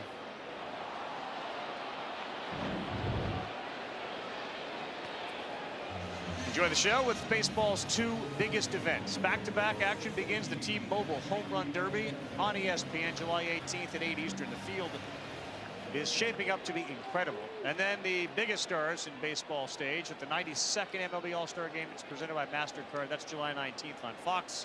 The coverage will start at 7 p.m. Eastern Time. Hollywood Hills, Los Angeles, stars will be out. The Home Run Derby and the All-Star Game.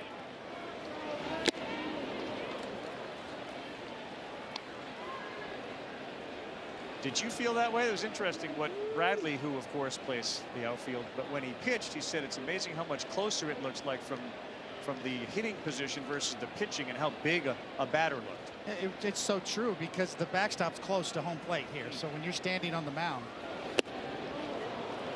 you feel like you're on top of the hitter. You can almost see right there that your depth perception at Fenway Park is excellent for pitchers, in my opinion. And I think that's what he's referring to. There's nothing better for a pitcher than feel like you're closer to home plate, like you're on top of the guy. Not a lot of foul territory anywhere here, including behind home plate. Trying to get through the fourth. Tyone. Bradley just missed up. 1 ball, 2 strikes. Last time Tyon threw the fastball by Franchi and then tried to throw a changeup. He hit that one 417 feet from home plate for a 2-run homer. This time it's been all fastballs.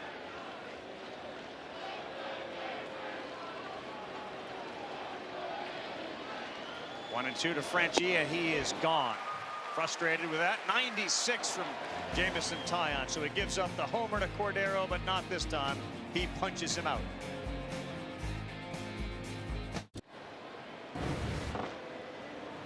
All-star starters in the outfield, both leagues all time. Giancarlo Stanton, of course, did it with the National League in Miami, and now he's doing it with the Yankees. Go back to that list. It's fairly incredible. Jason Bay pops up on the list. Frank Robinson, Dave Winfield, Ken Griffey Jr., and Vlad Sr. Mookie Betts with the Red Sox and Dodgers.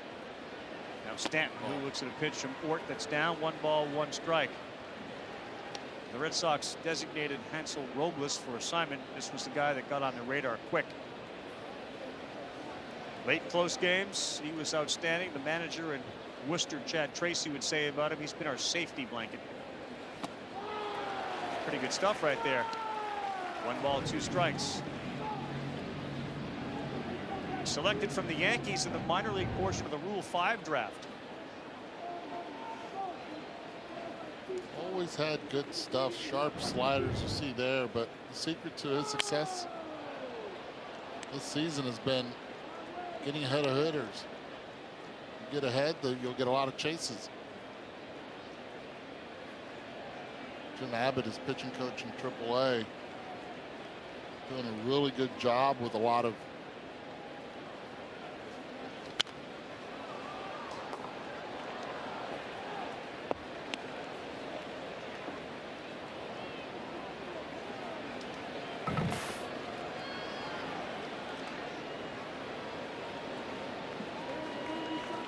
say Jim, it's Paul. Why did I say Jim? It's Paul.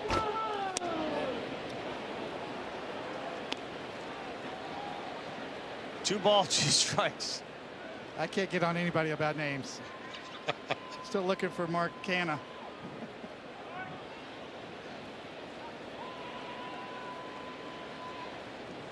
And that one is going to go into center field and get down in front of Duran. Giancarlo Stanton, that's what Aaron Judge's first hit tonight looked like. Now Stanton's on for the 2nd time. A homer, a hard line out, and the ball that he hits, the softest at 78, finds the grass. Well, you learned from the last at-bat. Instead of 110 doesn't get me a hit. Let me get jammed. Almost a backup slider. It stayed up and in on him. Fought it off. Really good example tonight, though, Coney, and you've seen it every night, the relentlessness of the offense. 9 hits here in the top of the 5th inning. A couple of home runs. Oh! Last night, I don't know if you saw, but last night they fouled off 48% of the pitches that they swung at. 48% they fouled off. They were above 50% at one point.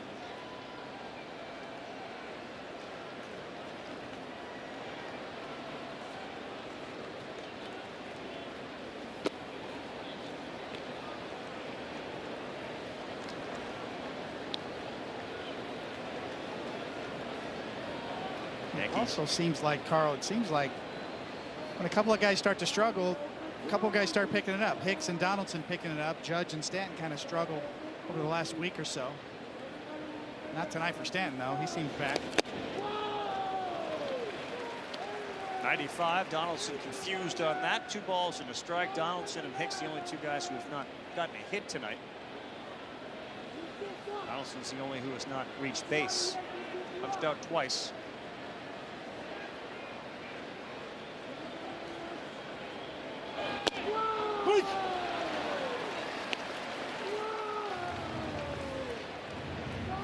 You mentioned, Carl, on the Red Sox side, it's a potent offense. They stay healthy, get Devers back, and they get the pitching reinforcements.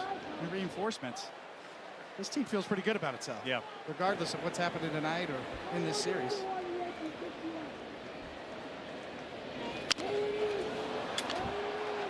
This should be playable. Cordero is there in front of his own dugout, and he makes the play. Yeah, Chris Sale's coming back. Unfortunately, the only real video you have of Chris Sale is ripping a television monitor and kicking the table off in Worcester. But he's supposed to pitch Tuesday against Tampa Bay, and then the Red Sox have a series against the Yankees and the final Sunday before the All-Star break, and it's going to be Sale against Cole. See, watching Sale do that, it almost looks like an old SportsCenter commercial. Like it doesn't feel real. And he defended the actions by saying, "I went to a private place. I was in the runway. That's supposed to be kind of my territory, not a camera in there." I see you nodding as if, like, yes, of course, that makes perfect sense. I like the way he owned it at the end. He's like, hey, I was looking for a Samsung deal, trying to get an endorsement. I'm okay with it, though, as long as he doesn't do anything with his pitching arm or anything like that.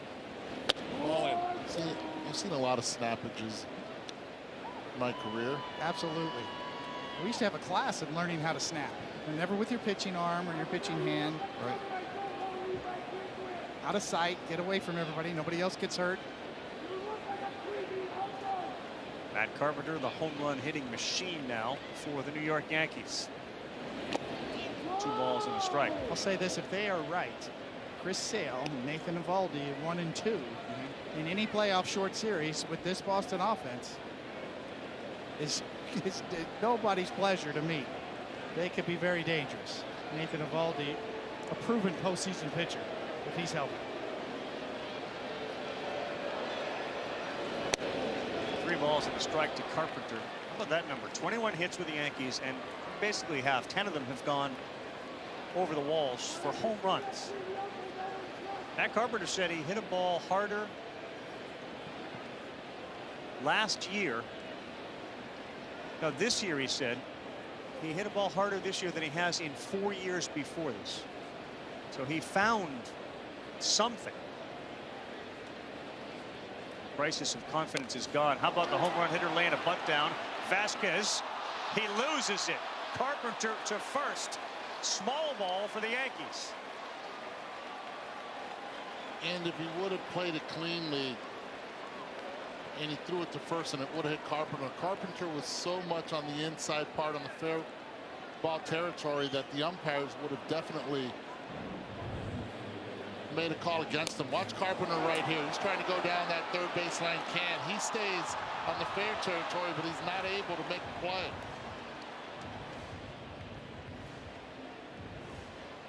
Slipped right off.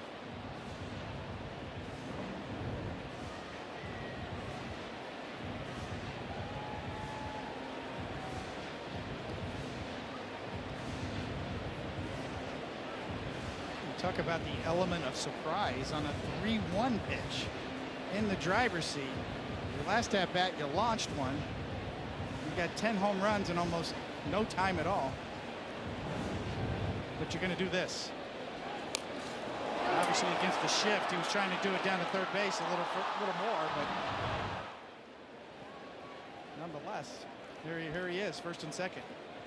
They ruled that an error on Vasquez. Carpenter does not get a hit. Fort's first pitch to Hicks is high. 1-0. The relentlessness of that offense comes from its ability to be diverse. I know they have all the homers, But putting the ball in play, their base running, the occasional bunt, the hit and run that Mooney will employ.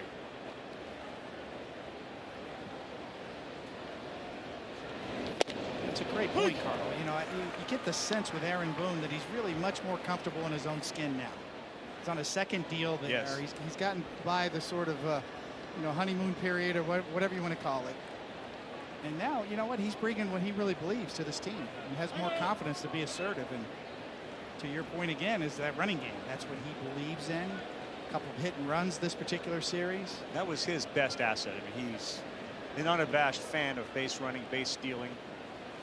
He was really, really good at it.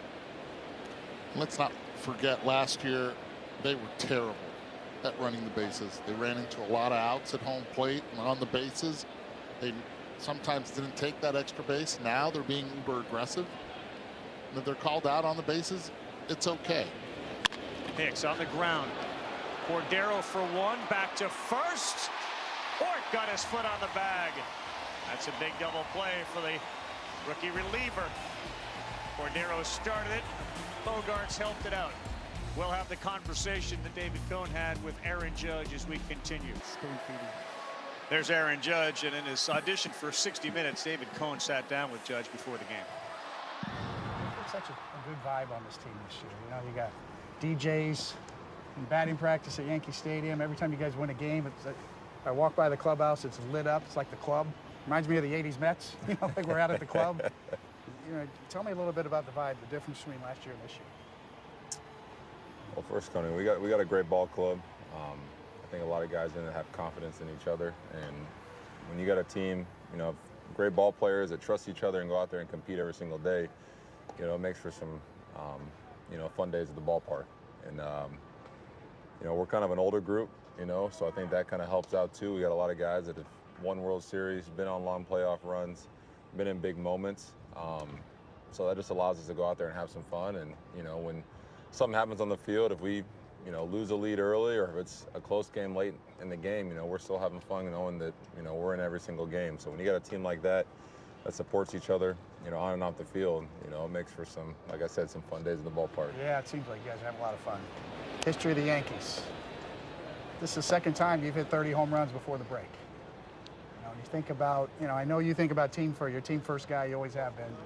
What would it mean to you to hit that mark, you know, where Roger Maris was, where Mickey Mantle was back in the, made a movie about it. Billy Crystal made a movie about it called 61. I mean, you're on track again. You're healthy, better than you've ever been. You think about it?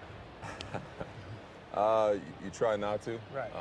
Like you said, you know, I try to focus on what I can do for the team and whatever I can just to win tonight's game. Right. And then, you know, we'll get ready for the next one and look down the road later. But it would be pretty cool to, you know. It's okay to say it would be something. It's all right, you know. Yeah, it'd be cool. That's one thing that the Yankees are about. They're about history. They've had a lot of great players come through here and get a chance to, you know, be a part of that history and do something special like that. Besides win a ring, you know, but to have a little title like that too. Sure. Rings first, of course. Yeah. Of course. You know, I was in the same position as you when my first time I was a free agent, and I turned down a pretty significant offer for the times back then. And I bet on myself, so I appreciate what you're doing. Feel good about that decision at this point? You still feel good about where you are with the organization, or are you just kind of just putting it away for now and trying not to think about it? But it's got to be there. Yeah, I'm happy where I'm at. You know, my mind hasn't changed since, you know, spring training going into this year. Like I said before, I wanted to get a deal done. I wanted to get something done and kind of get past this so we didn't have to think about it. But, you know, didn't get it done. And, you know, now it's the easy part. Focus on playing baseball, the game that I love, you know, with such a great team and, you know, so many great people surrounding me. It's made it a fun couple of months. And, you know, we'll handle all that other stuff later. If we get it figured out before the year ends, you know, that'd be great. But, you know, I still got great, you know, communication with all the Yankee brass, man. They're great. You know, it's been a privilege playing here the past 6, you know, seasons, and, you know, I'm looking forward to hopefully some more. That was interesting, especially the last answer, where he and apparently his representatives are still open to negotiating a deal between now and the end of the season. Bradley with a leadoff single. Now Dahlbeck looks at one down, 1 ball, 1 strike. Did that strike you as interesting, or did you know that? It did, because the sense was, and Buster knows about this better than anybody. He's been all over the story, but there was a little bit of bad feelings when the numbers were leaked to the media after the offer was made. You know, on Aaron Judge's side, I think he felt a little blindsided by that. But certainly the door is open right now. Yes.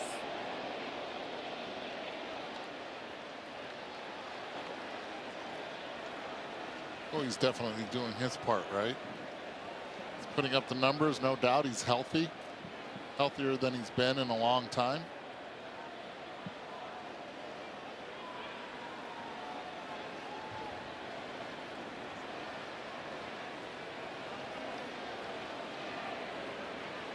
One ball, 2 strikes. Bradley off first. That's high. 2 balls, 2 strikes. Buster? Yeah, and guys, Coney, you mentioned that the numbers are leaked to media.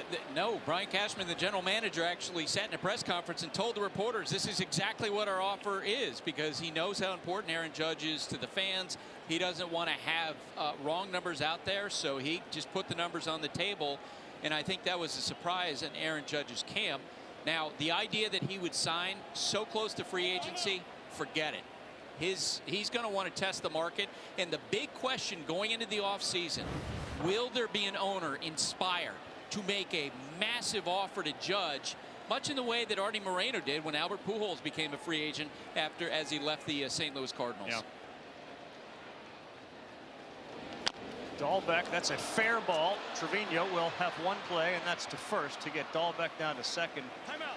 Goes Bradley. Look, I think we're all sort of jaded by what happened with Freddie Freeman in Atlanta. Like, that's the last memory of this massive free agent contract that was given out. He wanted to go back to Atlanta. It didn't work out. Heard Alex Rodriguez recently on a podcast talking about the value of Judge to this franchise, how valuable this franchise is. But his takeaway was, I think, the takeaway many had, which is if you want to stay, you need to take control of that dialogue and that conversation. And Rodriguez's other point was, once the season ends, the player sometimes kind of disappears and it becomes a real business transaction between agency and player. Did we learn anything from the Freeman?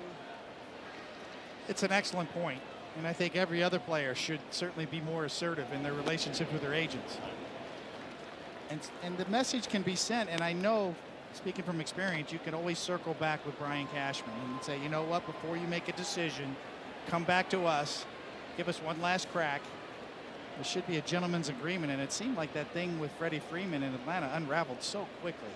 And whether it was miscommunication or an opportunity for a trade for a guy like Matt Olson that was on the table and had to be made, we may never know the true dynamic of what happened there. Well, there will be other outfielders that will hit the free agent market this year, but none like that. And the New York Yankees know it. Aaron Judge and his representation also know it. And he gambled in himself. And right now, will this come up to maybe $5-6 extra million per year? High hopper, Duran thrown out by Tyon, and Bradley goes down to third, 2 down. Well, Hal Steinbrenner, the owner of the Yankees, was recently interviewed, and he went out of his way to say that it wasn't just about performance with Aaron Judge, that he's taken his leadership to another level. And part of that is playing center field, because he knows what that means to this team. It opens up the entire roster. It allows Giancarlo Stanton to play right field, and we mentioned it earlier. It just gives that DH spot a chance to rotate the extra bats that you have. Even more important now with Matt Carpenter in the picture. So the fact that Aaron Judge can play center field opens up everything by also opening up that DH spot with Stanton playing right field. Right. There's Alex Rodriguez on the bottom, twice Judge, and of course Roger Maris, 33. Most home runs first half. Every at bat, you're going to get at least one good fastball, and you just can't miss it. So stay Roger on top. Clemens joining the K-Rod cast with Michael and Alex Rodriguez. Remember, just like Roger Look, there's said, also a lot of if you folks throw out there, him by the way, who look at Aaron Judge in center field and say, well, wait a minute, that's a dangerous proposition. Let's protect him, leave him in the corner. We can't lose that bat. It's probably some of the pushback that Boone and the organization will give to you. Like, I hear you. I know you want to play out there, but wait a minute. We can't have your bat out of the lineup with some injury. That's a lot of territory you got to run on, and that's a big body. It's a valid point. I actually had that conversation with Dusty Baker, right, manager of the Astros, and he mentioned that as well, that guy's so valuable.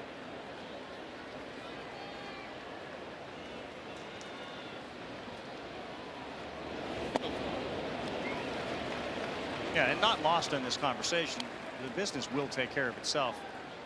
The guy's got 30 homers. Yankee history is right there. And he just seems healthier this year. And some of the injuries that he's had, this idea that he's injury prone, there were some quirky injuries. Absolutely. Not like breakdown injuries.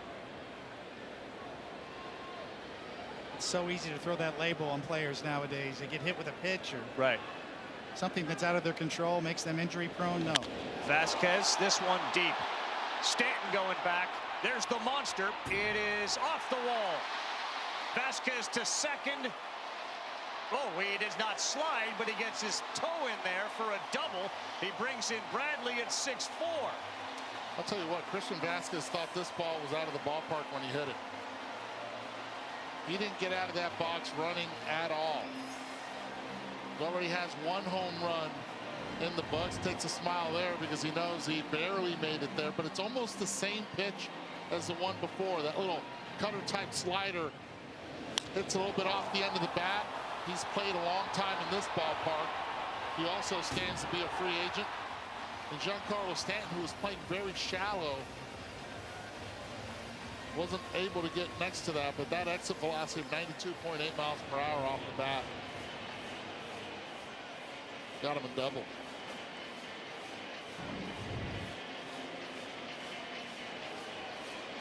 And he pulls the Red Sox within 2. Hitting on the mound now between the Yankees and Taillon. Matt Blake is out there. It's amazing to me the differences in ballparks between Yankee Stadium, the short porch and right, and then obviously the Green Monster. Yep. That ball was hit 92.8 miles an hour. That was pretty deep gap too. It went 351 feet with a hit probability of 8%.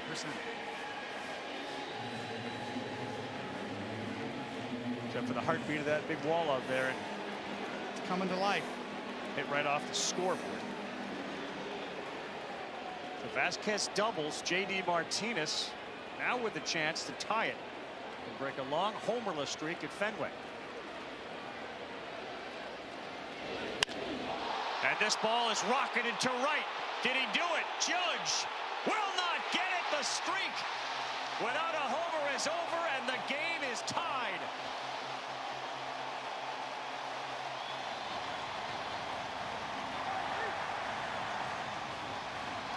And true to who J.D. Martinez is, when he starts struggling a bit, he'll stay to right field.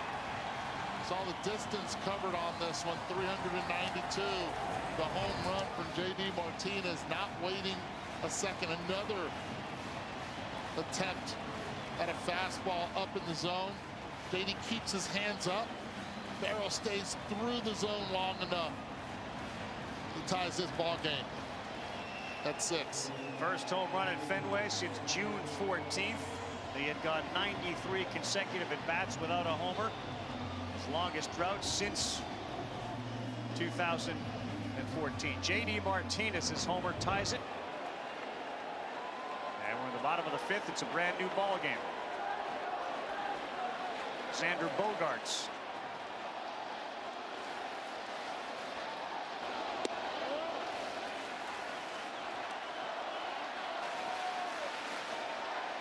How about that hug from Pivetta? Picked him right up. Yes. Aroldis Chapman is loosening in the Yankee bullpen. No longer the closer. Fouled off the bat of Bogaerts. I think your first instinct was right. That was a cutter that didn't cut from Taillon, about 91. I thought it was a fastball. It was like a tweener, and that's what happens to tweeners. They go pretty far. Nothing cheap about that home run. What happens also when the ballpark's really loud, you better increase the volume on the pitch comm. And it's also what happens in this series between Yankees and Red Sox. This was a 4-0 game. It was 6-2, then 6-3, and now 6-6. This is what Alex Cora was also talking to us earlier in the game. Look, we're just one swing away from tying the ball game. We've been playing from behind. We saw it last night, and again, we're seeing it tonight here in the bottom of the 5th. Outside. You saw Matt Carpenter bunt. The Yankees have done things in this series that they hadn't in years past do. Running with a big lead, stealing bases, laying a bunt down. Rizzo last night trying to steal third to get into a position to score a sac fly when they already had a 2-run lead. It's because Boone knows that the Red Sox will never give up, as Bogart sends that one into right. And the Yankees similarly will never roll over in a game against the Red Sox.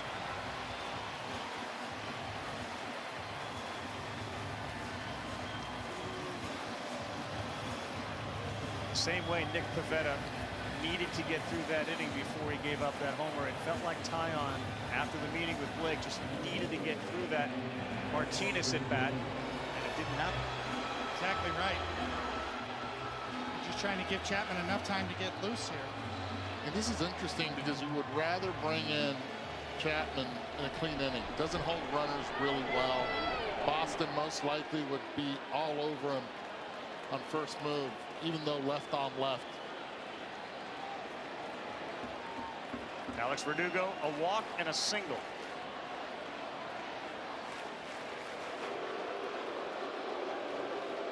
So similarly, these two pitchers, if you think about it, Pivetta had that great stretch, 7-1, ERA of $1.77. Tyon for the first 2 months was all-star caliber. His last 4 starts, he has been touched. And it's really been the long ball that has burned him. Half of his home runs have been given up over his last 4 starts. To your point, Tony, 43 extra base hits, most in the American League. While they inquire about Benintendi, there's a lot of folks who look at the Yankees and think, to your point about regressing to the mean, they could maybe benefit from another starting pitcher.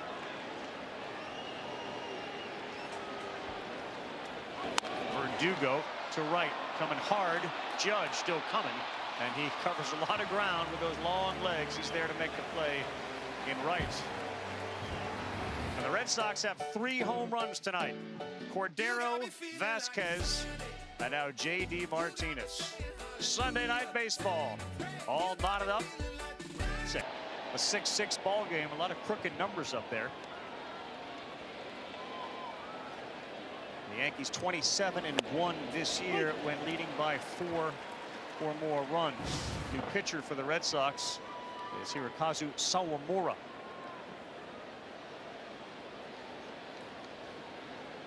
First pitch was 96 miles an hour.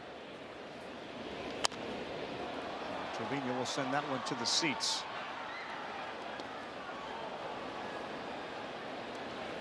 Trevino, Kiner, Falefa, then back to the top of the order. Caleb Ort, depending on how this game ends, if the Red Sox win it, will be credited with a big hand in it. He came on in relief and faced Aaron Judge with 2 on and 1 out. Got him to pop out, and then he got Rizzo to pop out and gave up just a single in the 5th inning. And just called up from Worcester, did a good job. It's become a theme this year in this matchup. The Red Sox battling back consistently in just about every game.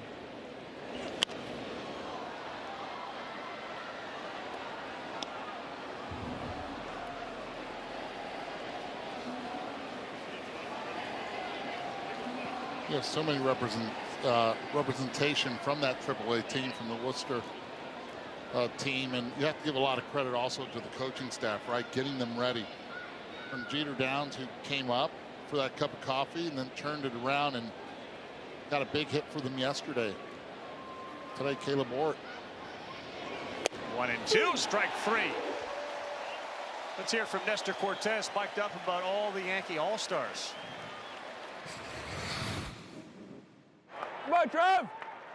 All-Star Trev. That's an all-star right fielder. Nestor Cortez, all-star pitcher for the rest of your life. Forever. Forever. Forever. as Booney would say, you're not going to Hialeah. Hialeah or Hollywood? You pick choice. The Yankees have 6 or 7 All-Stars, and given some of the pitching decisions that will ultimately be made because of guys starting, it looks like Garrett Cole's going to start the last Sunday, won't be able to pitch Tuesday in the All-Star game. There'll be some guys that are called. Michael King certainly is the name that comes to mind as one of the many middle relievers, and there are a ton of them who have been so good this year that can certainly. Yes, underrepresented too in today's game, especially with the modern use of the bullpen. A lot of the high leverage relievers are used in the 7th and 8th innings. Connor Falefa single and an RBI. His first time up in the 2nd inning, and this one is a shot to right field. Bradley, very acrobatic out there, the way he moved to his left and then hop stepped as well. Monday, July 18th. Please check it out. The Home Run Derby starts at 8 o'clock Eastern Time, 5 Pacific on ESPN, ESPN2. Dodger Stadium in LA. Tuesday, July 19th. It's the All-Star Game, the 92nd edition. It's on Fox at 8 Eastern, 5 Pacific.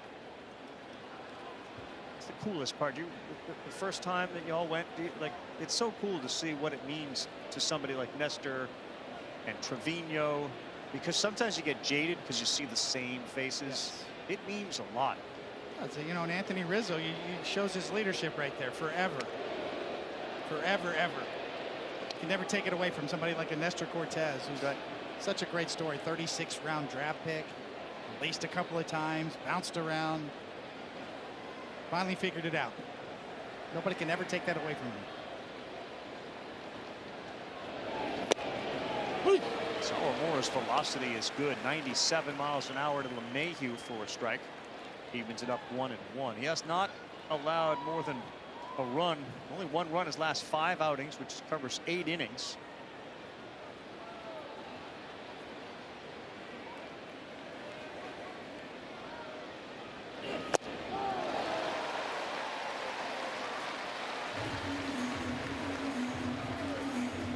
Just go ho-hum when we see 97 miles an hour now, right? Okay, yeah, 97. First 2 arms out of the Red Sox bullpen, Ort and this guy now, both 96, 97. It's going to be really interesting when Chapman takes them out. First game back, he had that velocity. He had that Aroldis Chapman look. As LeMahieu fouls that down the first baseline. Again, like Carpenter with his confidence, is that what it is with Chapman? Absolute. Physically, he's as good as he's been over the last few years. He's a maniac in the weight room, keeps himself in great shape. 2 outings ago, he hit 102 on the gun. Just a question of getting it over, finding the radar and the confidence.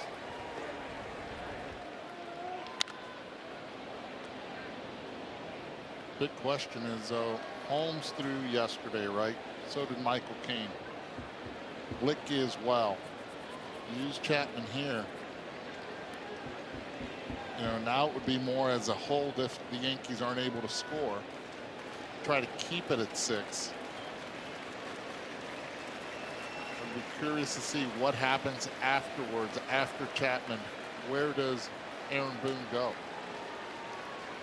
He left the door open in a safe situation for Holmes to maybe pitch again. LeMahieu, right center field. Duran on the track is there. And Sawamura gets through the top of the 6th. Bottom half coming up. Chapman coming in. He'll face Story when we come back. Part of that, while you were with him, it was a significant role. I look forward to seeing the captain. It's amazing. You drive around Boston's Fenway Park. You're in the shadow of the captain, which we'll show you in just a bit. Aroldis Chapman, 315 saves, 24th all time, and this is the 2nd time in his career that he has appeared in the 6th inning. And he's needed right now. We know Aaron Boone is trying to stay away from some guys that he's used, and at the same time, with a 15-game lead, make his decisions kind of with that as a backdrop, but you can't hide out there. And if you're Aroldis Chapman, you're needed right now. Trevor Story's the first man he will face. And he just pumps in one at 99. By the way, more on that captain special on Derek Jeter. ESPN Plus will stream it. And it's presented by Capital One. Again, Thursday for the next 6 weeks.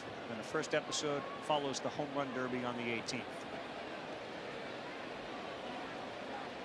99 first pitch from Chapman to Story. Just misses at 100. So right outside of Fenway Park. How about that? The Captain. 7-part documentary. Jeter's presence. Yankees, Red Sox. You think the Captain is going to be heavily watched in the Boston market? Good question. Story. Shallow right field. LeMahieu going out. Judge coming in. He's called off. Oh, he couldn't make the play. LeMahieu called off Judge. And in the moment that he waved his arm, you wonder if perhaps he lost contact with the baseball. Only for a second. It was in and out of his glove. Yeah, only for a second. And again, as soon as he waves off Judge, and Judge is coming in hard, but as soon as that happens, Aaron Judge just stopped, thinking that DJ LeMahieu, who has won multiple Gold Gloves at second baseman, had that play.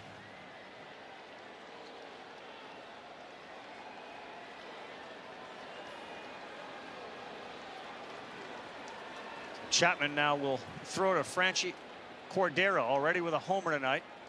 Left on left, but first to throw over to keep Story in line. Okay, so this is where Trevor Story, who is a very good base runner, should have the green light. And as slow as Chapman is and is not really good holding on runners, Franchi Cordero should just hold on to the bat until he gets to second base, and it should be quick.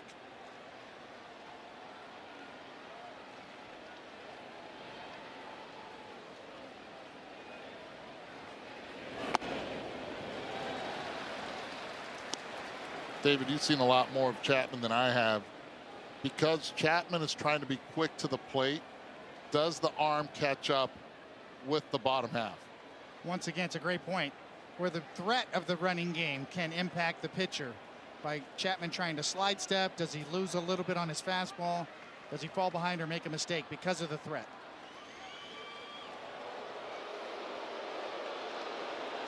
Let's take another quick look at that play that LeMahieu tried to make. It was ruled a hit.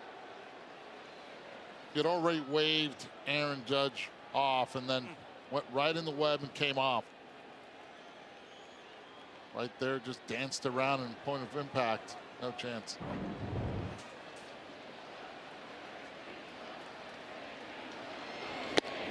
One ball, one strike. So Aroldis Chapman, who of course struggled early this season, lost his role as the closer to Clay Holmes. They have guys down there, Michael King, certainly see Castro, all of them can get it up to the high 90s, low hundreds. They're trying to work Chapman back with that confidence. There you see an off-speed pitch down for a ball, a slider.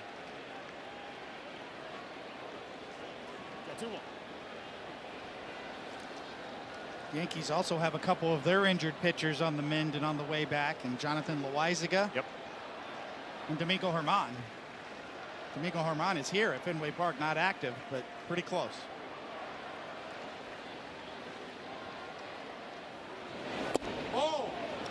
Didn't miss by much, but it's called a ball, and the count goes 3-1. And the time is not bad. 1-3-5 to 1-3-8 to home plate. But so much focus on Story, who's a definite threat. 3-1. Let's see what Alex Cora puts on here, if he sends him or keeps him there at first. Not going. In there for a strike. 3 balls, 2 strikes. Another slider at 87 this time. Chapman feels like he could throw that pitch for a strike, especially if he's struggling a little bit with his fastball. Go either way here. Lefty on lefty, go with another slider, or try to get back to the heater.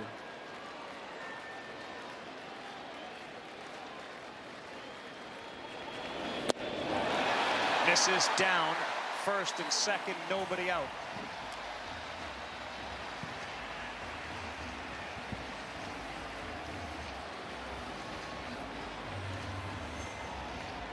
Jackie Bradley goes back to the bench, and the Red Sox will bring up a pinch hitter. And it looks like Rob Refsnyder, who hit a home run last night through the windshield of a car over the wall in left field.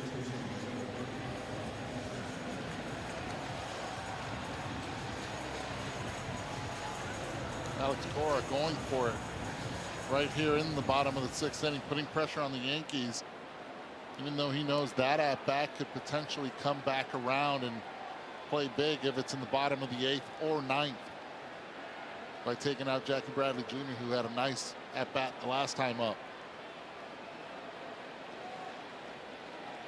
First and second for Chapman, who spins and looks Story back.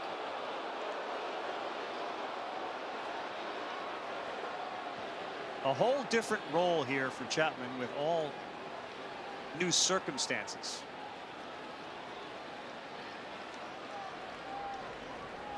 Albert Abreu, the righty, recently brought back aboard.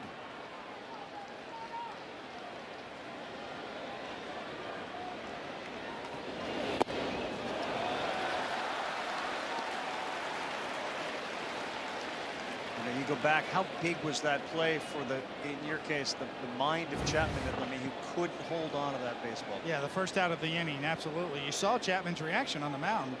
Had certainly a very discernible emotional reaction to it. Gets the call in the inside corner at 99 to even it up at 1 ball and 1 strike. You know, everything works off of Chapman's fastball. I mean, he's the Cuban Missile. He's legendary for throwing his fastball. At one point threw it 105 miles an hour. Nothing else works unless he has confidence in that pitch and can throw it for strikes.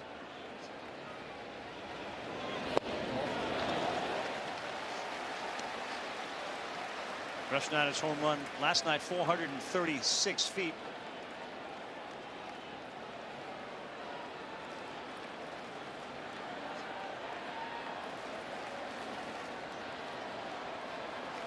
He had 4 hits Friday night, 6 for his last 10.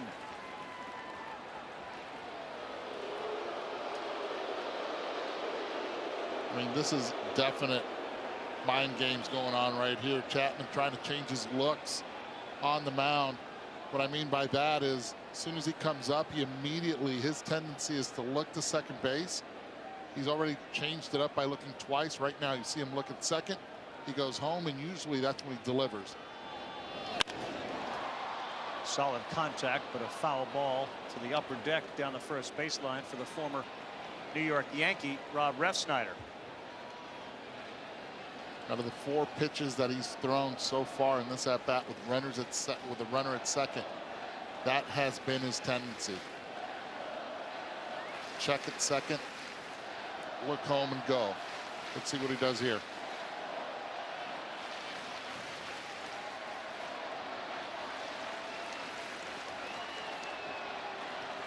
Story not going 2-2, 3-2.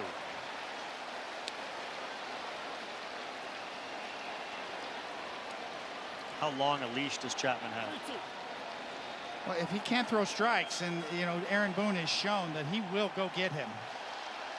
The big difference between giving up a hit, even though the first one was on the cheap side, but now you're in danger of walking your second straight batter and walking him loaded. Crowd on its feet.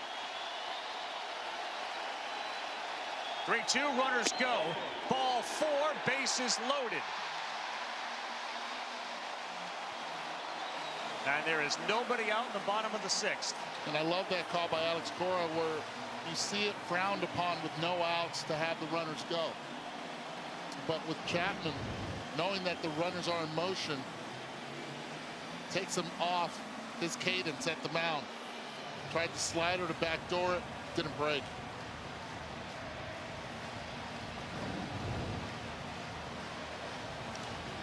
So a bloop off the glove of LeMahieu and 2 walks. Seeing anything in the body language there from Chapman, the way he's handling this? Yeah, I think the distraction of the running game in Trevor Story, as Eduardo pointed out, really had an impact on him. Yeah.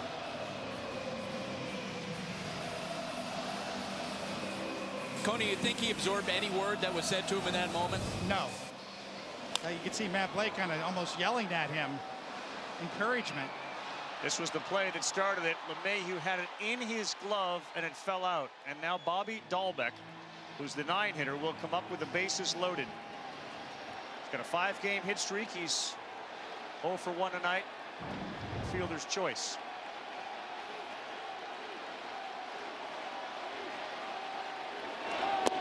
First pitch, strike 1. The one thing with the world is with the bases loaded, he doesn't have to worry about base runners at all. It's down, just focus on the hitter, right? Not having to hold anyone on.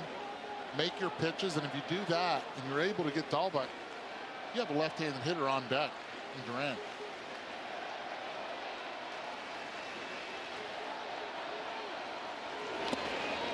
What a pick. Really good play by Trevino behind the plate at a 100-mile-an-hour pitch. Catchers aren't taught to block 100-mile-an-hour fastballs. The only chance is to use your glove and pick it.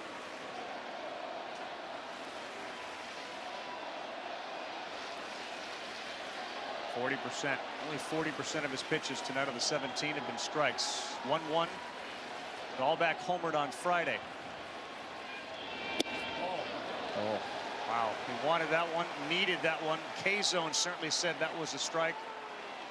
That's a good pitch, and it's a pitch that's been called earlier tonight. Pivetta landing the curveballs up in the zone. Such an important pitch, the 1-1 pitch, to go 2-1 or 1-2.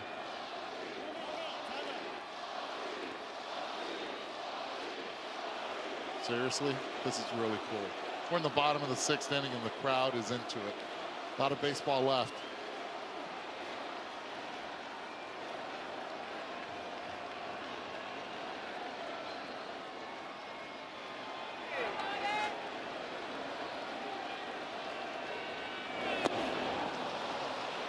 Two-1, a 99-mile-an-hour fastball underneath the hands of Dahlbeck. Could have been ball 3. That was a ball since the moment it left his hand. He was guessing strike, not guessing fastball or slider. Swing mode. Swing mind, that's for sure.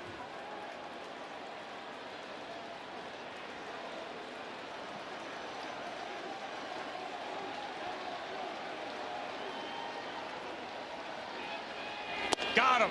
Huge strikeout from Chapman at 100 as Dahlbeck swings at 2 balls and gets punched out. You could say 2 non-competitive pitches as well. Yeah. You understand if it's a slider and it's sweeping through and it fools you, but this pitch, again, way inside.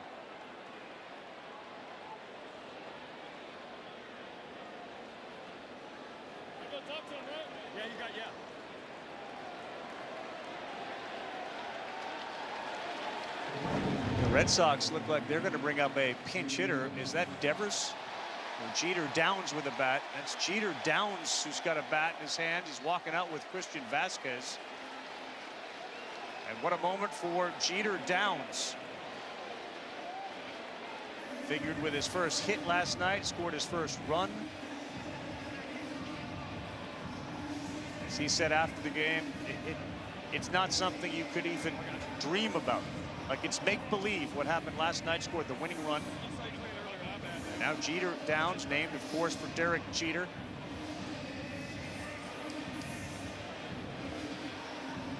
Will come up with the bases loaded and 1 out. You got 20 pitches in already. You have a right-handed hitter, and you have Vasquez, who's a right-handed hitter, also on deck. But J.D. Martinez in the hole.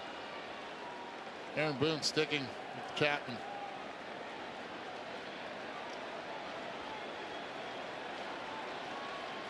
What a moment.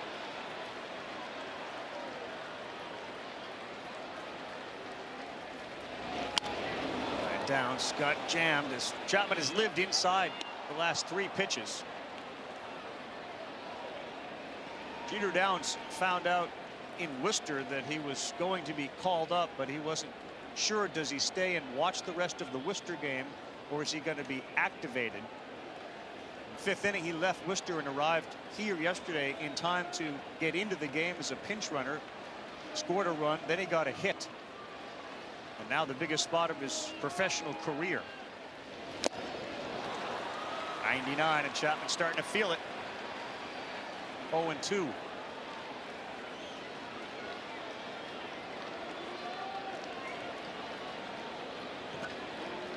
There may be another billboard with Jeter on it if he can get a hit.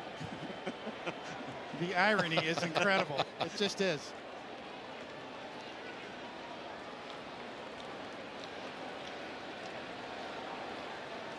One down, bases loaded. 6-6 ball game, bottom 6.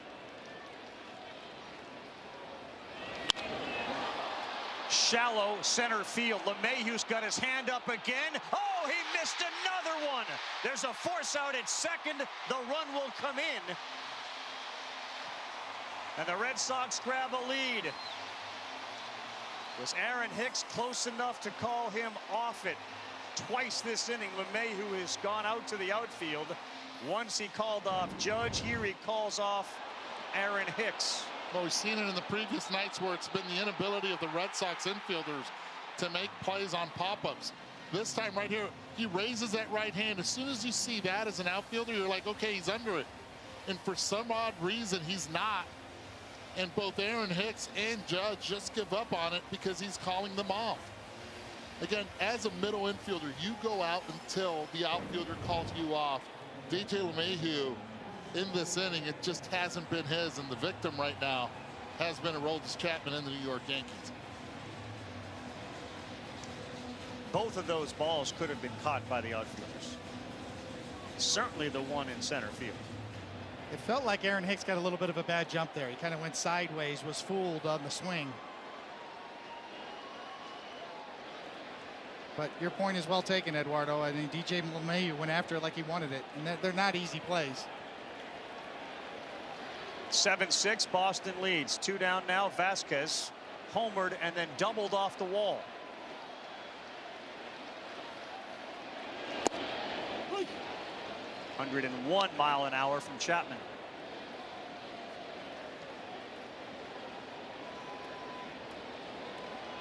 Important comeback here for Chapman after this inning to be able to get out of this with only 1 run given up right here.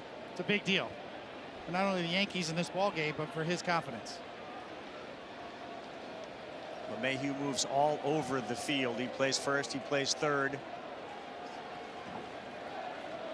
Tonight at second, the 0-1. Good pitch. 99, that's the older Aroldis Chapman just pouring it in there.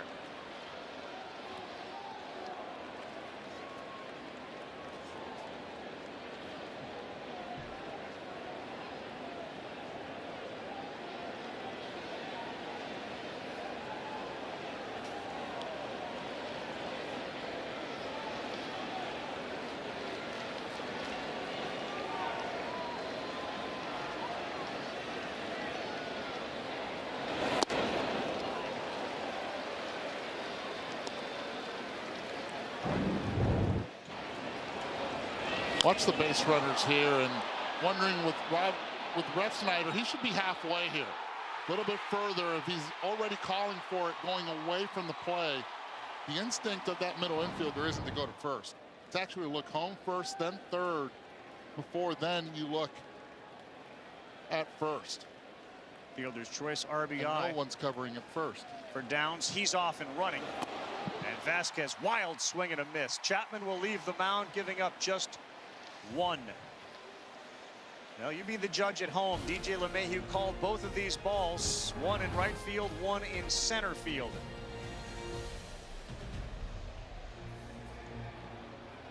And then the second one with Aaron Hicks on an even more difficult play for LeMahieu. The reaction of all Yankees. Third base, Rob Refsnyder now in center field. Dahlbeck moves over from third to first. And Cordero has moved to right field. Aaron Judge now with the Yankees trailing for the first time tonight, 7-6.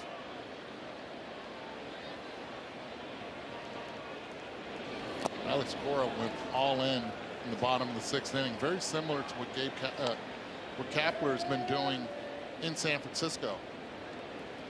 Take advantage, try to go for that big inning, only gets one.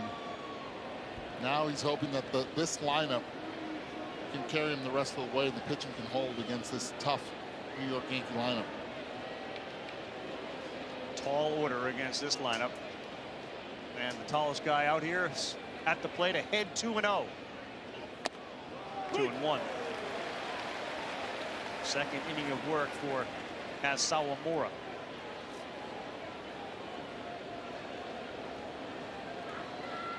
Very difficult plays, DJ LeMahieu, and as an outfielder, as soon as you see that arm go up, there's a confidence you have in especially a veteran infielder like LeMahieu to trust him, to believe in him. Judge saw that one really well, but he fouled it straight back. We've got a lot of foul balls come this way, but to the left or to the right. Not right at us. Can't wait for Coney to get one. Isn't that a song for you? To the left, to the left? Yes, there you go.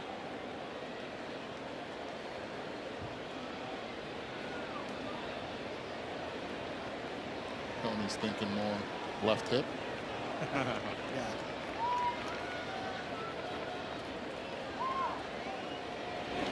Judge on the ground. Jeter Downs will have his first chance at it. Throws across the diamond. Looking very Devers-like the way he fielded it and then took a few steps before he threw over to first. Well, a lot of work he's been doing also in the infield with Jose Flores, our infield coach in AAA in Worcester, going to his left. Knows he has time. There's a strike over to Dahlbeck.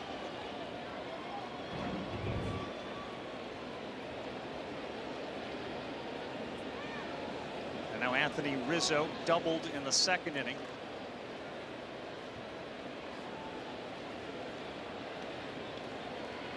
And twice has been retired by the first baseman. Miguel Castro warms in that Yankee bullpen. Strike one to Rizzo.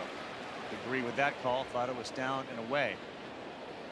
Sawamura, 15 strikes out of 20 pitches. Got a good fastball tonight. And he's also always has that splitter in his back pocket. So he went outside to get the first strike, comes back inside to pick up strike number 2 against Rizzo, who will now choke way up on that bat.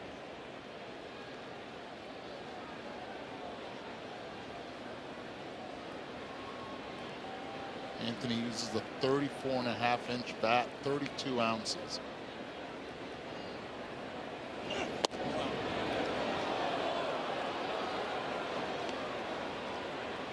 .93-mile-an-hour split finger.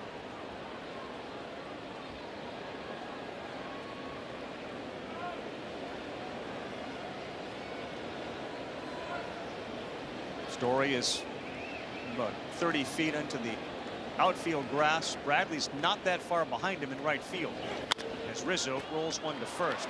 Dahlbeck makes the play himself. Here comes the Rocket Man, Giancarlo Stanton. First inning missile to right field.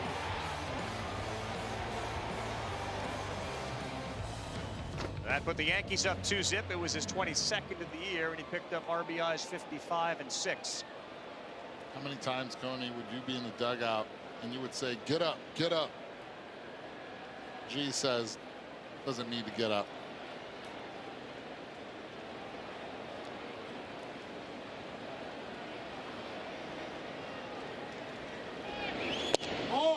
First pitch down, 94. There's always been one hitter on each side of this rivalry year after year, is that one guy. Here at Fenway, on the Yankee side, it's this guy.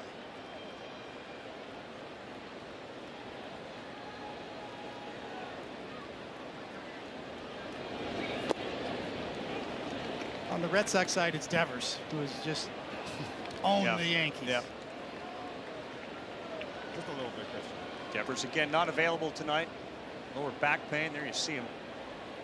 Should return against the Rays, although the way Alex Cora answered the question for Buster, I'm not positive that that's the decision they're going to go with, given the AstroTurf and the pain he has in his back and how valuable he is to the team. 2-0 to Stanton. Gets the low called strike. 2 balls and a strike. Hazel would have had it very different. Going to look very different as well, but Giancarlo's not going to let that affect him, especially the way he's feeling at the plate.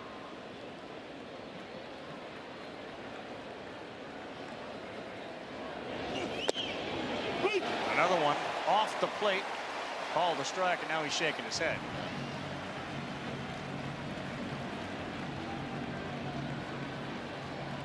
Things have turned in this game, have they not? Steady diet of fastballs until Stanton got in the box. Looks like Nick Kyrgios talking to his own section today, always shaking his head.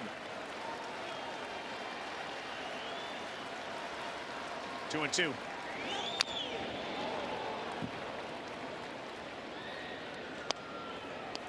This just seems like Sawamura is saying Stanton's not going to beat me. I'll walk him and get to the next guy, and he finds himself in a 2-2 count. 5 straight splitters. And those are power splitters. Top end at 94 with Donaldson on deck.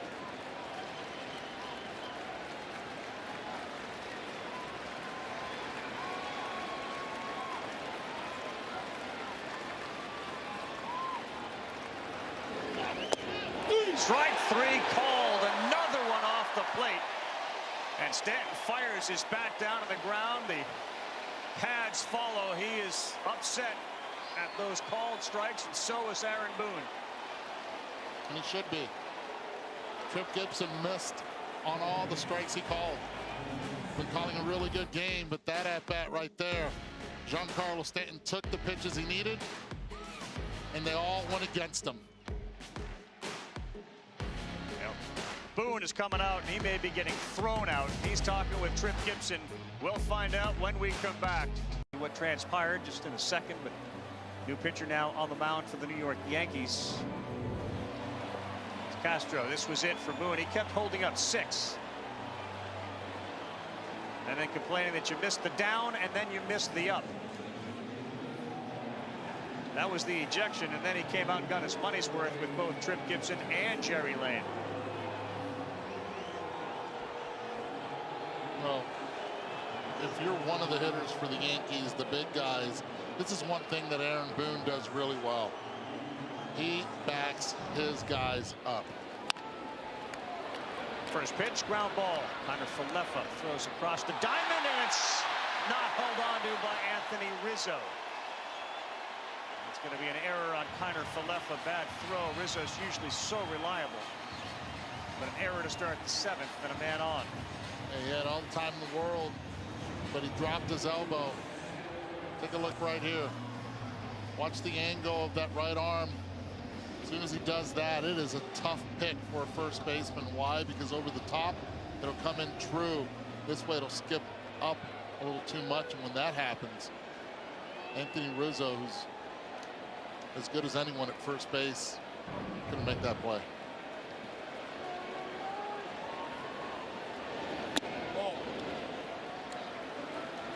Ball 1 to Castro. Yankee fans just saw that hit the K zone, and they didn't get the strike. Here are the numbers for Castro, who has terrific stuff.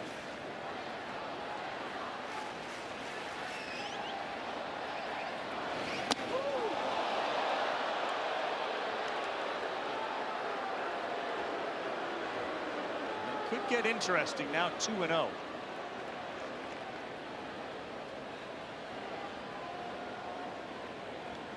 Came very close to getting some jerseys, didn't he? Sure did. That was the reaction of a hitter that thought he was going to get hit. You heard him grunt, right? Ooh.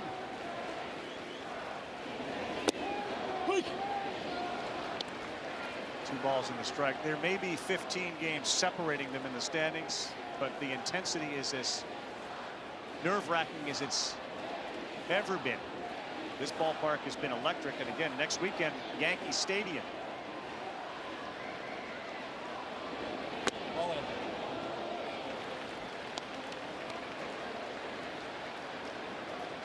3 balls and a strike. The Red Sox 3 runs in the 5th, 1 in the 6th to grab a 7-6 lead. With a lot of baseball to go, 3 hours in, bottom 7. And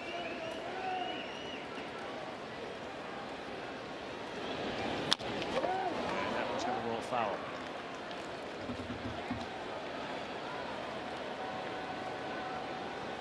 Hard to argue with Boone, who, as you said, will protect Judge, will protect Stanton, but those calls weren't really close to the K zone. It's the last thing that a manager can argue about. Come out and put on the show, the old school Billy Martin show. It's just the strike zone. That's all that's left, with instant replay everywhere else. 3-2 pitch, and that's down. That's ball 4. That's 2 men on now here in the bottom of the 7th. Now take a look at the pitches to Giancarlo Stanton that were called strikes. Take your Red Sox hat off, take your Yankee hat off, and you be the judge on these 3 pitches. First one down, splitter, called strike. Second one down and in, splitter again called the strike. And this one up and in. And Trip Gibson has a really good angle to the last 2 pitches where he was standing. Aaron Boone had to keep this big man in the game. You're down 1. You know he's going to get another at bat, another opportunity. You go protect him and you protect that lineup. Well done by Boone. See Trevino now talking to Castro, and Stanton still warm in the outfield.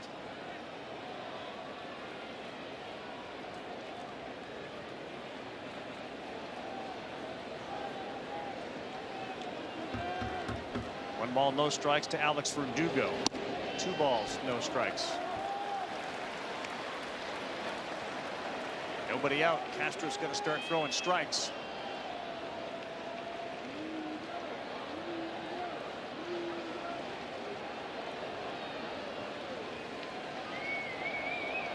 Looking for a ground ball.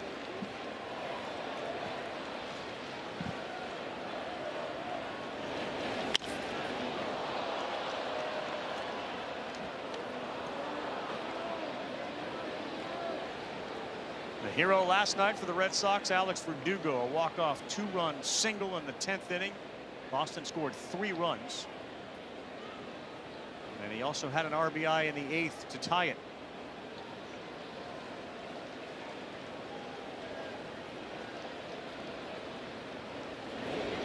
Two one, that's through into right field. JD Martinez is being held at third as Judge comes up with it, and the bases are loaded. Verdugo's second hit of the night. It's a smart hold right there by Carlos Febles, the third base coach of the Boston Red Sox. No outs, no need to push it. Respect the arm of Judge. A changeup down in the zone.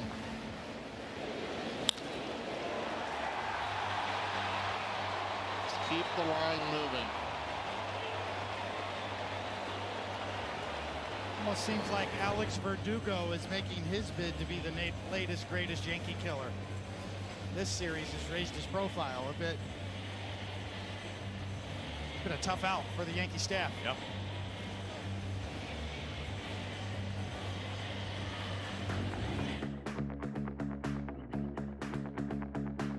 Meet Ultimate Hybrid, advanced ceramic and wax technology. The best of both worlds, but better. Only from Mothers. Well, Aroldis Chapman threw 24 pitches plus. It was his season high in pitches. The Yankees, who were 48-0 last night, going into an 8th inning, lose last night. They're 11-22 when trailing in the 7th or later, and that's the best record in baseball. So they have come from behind often. Huge spot in this game, 1-run game, nobody out.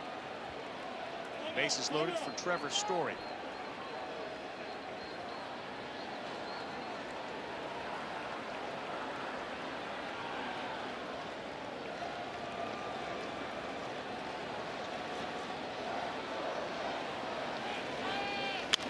Swings at the first pitch outside the strike zone. He fouls it off into the seats.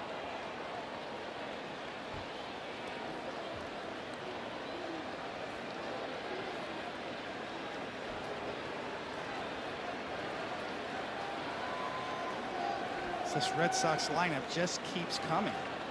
Got 9 hits, 4 walks, but only 5 strikeouts so far tonight. Story drives one to left. That's deep. Stanton looks up. Hicks looks up.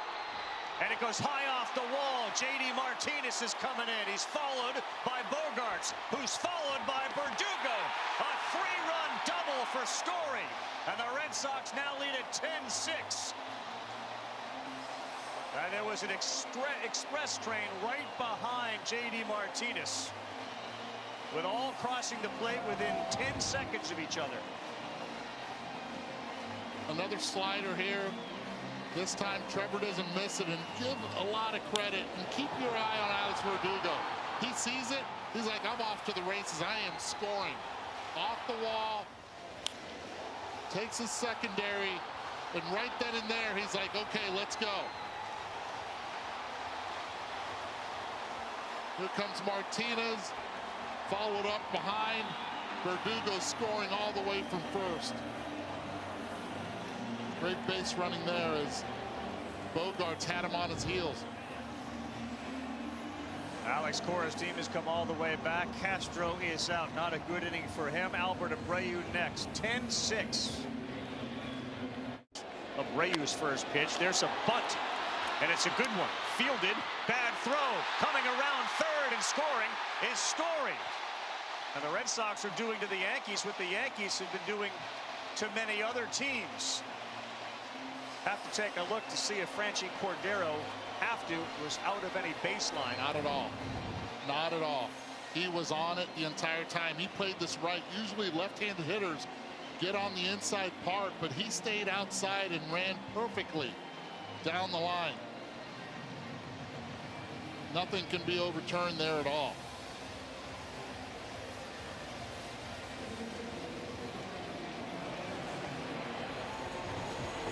You've seen this all year from the Yankees. The Red Sox are kind of Yankeeing the Yankees. It's true. It's very uncharacteristic to see the Yankees defense kind of falter here because they've been so good. And for Albert Abreu, about an average K rate. That walk rate has clearly been his issue. Rob Refsnyder. Strike one. First time they've allowed 11 or more since October 2nd of 2021, and you really just have to go back to the way the last 2 innings started. First batter, Chapman to Story.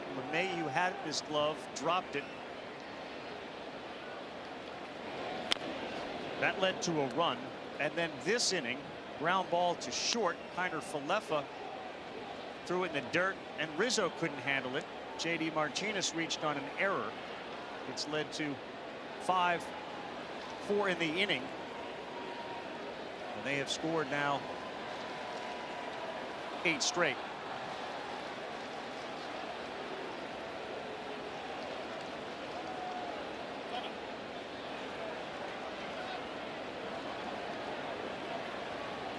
Cordero with a sacrifice and then an E1.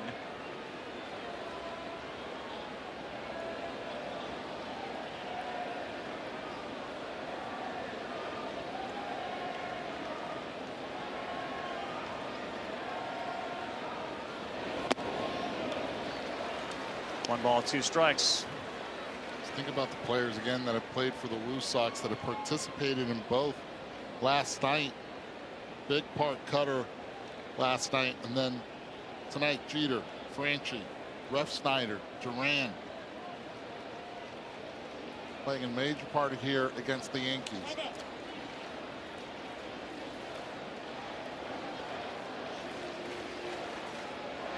The Yankees won on the 8th. It was a 12-5 blowout. For the most part, all the other games they've played so far have been very close games.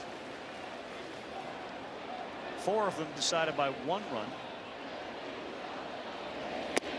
Strike 3 called on Refsnyder as Abreu punches him out.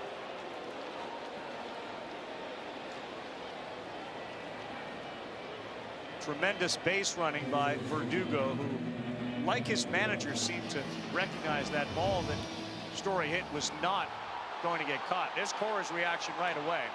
Verdugo a similar reaction, which allowed him to score all the way from first. classic Fenway Park base running. You know the fly ball is going to hit up the wall, and there's no reason to hesitate and watch it. Alex Cora knows that for this team to go deep, they need scoring. One hopper, Donaldson, LeMahieu. They do not turn it.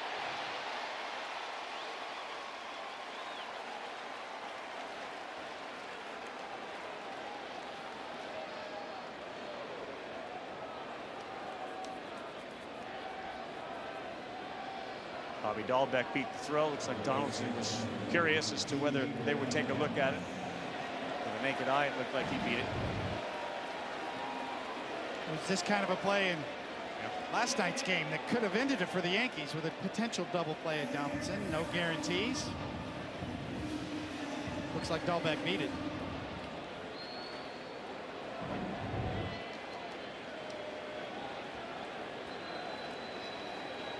Jeter Downs will be the 8th Red Sox to come to the plate here in the bottom of the 7th inning. They've now a 5-run lead in that first pitch. Fastball at 101 for strike one. Tell you what, I've seen a lot of left fielders play this wall, but Giancarlo Stanton's playing a shallow left field. When we were interviewing Verdugo, we saw him close to the warning track.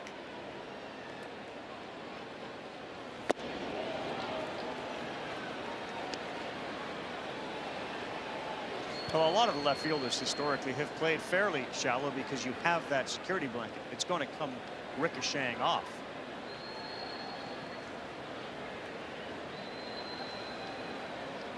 Stremski to Greenwell to Manny Ramirez. Nope. You know, something that's odd also is that most of the great left fielders were right-handed. The way the ball bounced off the wall to be able to make throws to second base or to third. Alex Verdugo is one of those outliers in left field. Crawford struggled when he came over here to play. Yastrzemski batted lefty through righty. 1 ball, 2 strikes to Downs, and he is going down, swinging 92. Rayo gets out of it. The Red Sox put a 4 on the board thanks to Trevor Story's 3-run double. They needed 11-6 through 7. That guy Alex Verdugo, which affords us the opportunity to dust off the old win probability. It was the Yankees living up in that 80-90 area. Now it's the Red Sox who have done an about face. The pitcher for Boston, Matt Strahm, 31 games, a 371 earned run average. Long-haired left-hander.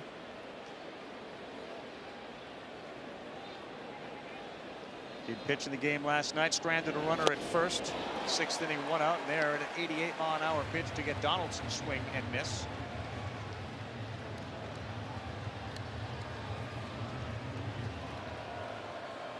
Of course, with the win probability added there, Fenway Park is factored in. I mean, it's a run-scoring environment. Sure It is. always has been.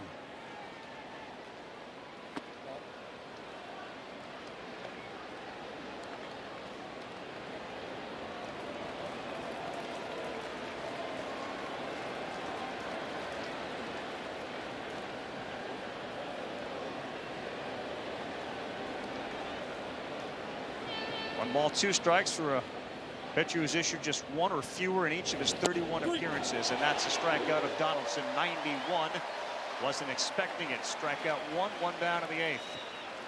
Loan Depot, the official mortgage provider of Major League Baseball, is back again this year with the Home Means Everything campaign benefiting the Boys and Girls Clubs of America. As part of this program, Loan Depot will donate $25 for every RBI hit during the season, which last year totaled more than $665,000. Big thanks to Loan Depot.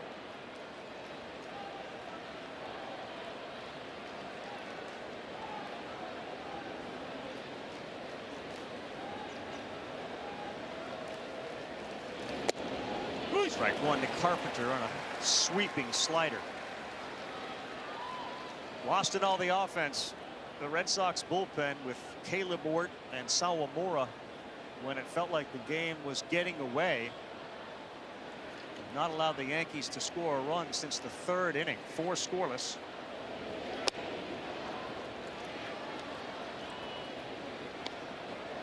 Yeah, great point. Under the radar, too, as well.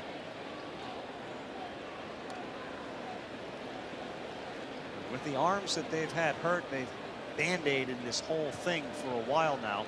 Kind of hanging on in that wild card race and in the American League East, not to catch the Yankees. Because no one's doing that. They've been so good. But because of Tampa Bay, Toronto, and now the way the Orioles are playing. Here is the Game Track bullpen comparison. Brought to you by Geico. Yankees bullpen has been so good, but that was part of the storyline coming into today. Both teams used their high leverage guys last night. You usually don't see that. Carpenter, liner, and that's passed downs. Matt Carpenter continues to be outstanding offensively. Usually you get one team high leverage guys, and the other team will save them for the next night. Try to keep their team in it. Boston went all in last night. With this Yankee offense, this is far from over. By the way, that's a nice piece of hitting by Carpenter there. Locked in. 2 strikes, gets a sinker. It's hard not to believe what you see now with Matt Carpenter.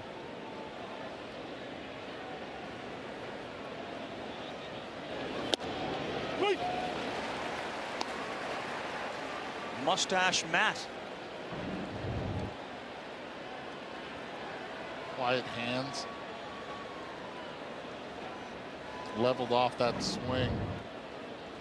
A lot more than what it was last year. This ball lifted high and deep to left. Verdugo shy of the wall. Now reaches up and makes the play.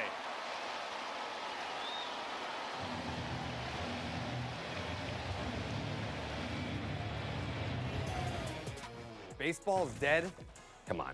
It's never been more exciting, and it's about to get even better. Bet just $5 to get $150 automatically, win or lose. So download the DraftKings Sportsbook app and make it rain. Back here at Fenway Park, 2 down in the 8th of an 11-6 ball game. And the All-Star reserve catcher Jose Trevino swings at the first one, pops it up. Vasquez comes from behind the plate. Jeter Downs in from third. He's there to make the play, and a real efficient inning for Matt Strom on in relief. Bottom of the 8th coming up. Red Sox by 5 at Fenway on a Sunday night. No thumbs up. 2 thumbs up in the booth for Nestor Cortez wearing the microphone tonight. Vasquez will lead off the bottom of the 8th against Abreu. Carl, that would be All-Star Nestor Cortez. I'm sorry, you're right. You're absolutely right. All-Star Nestor Cortez.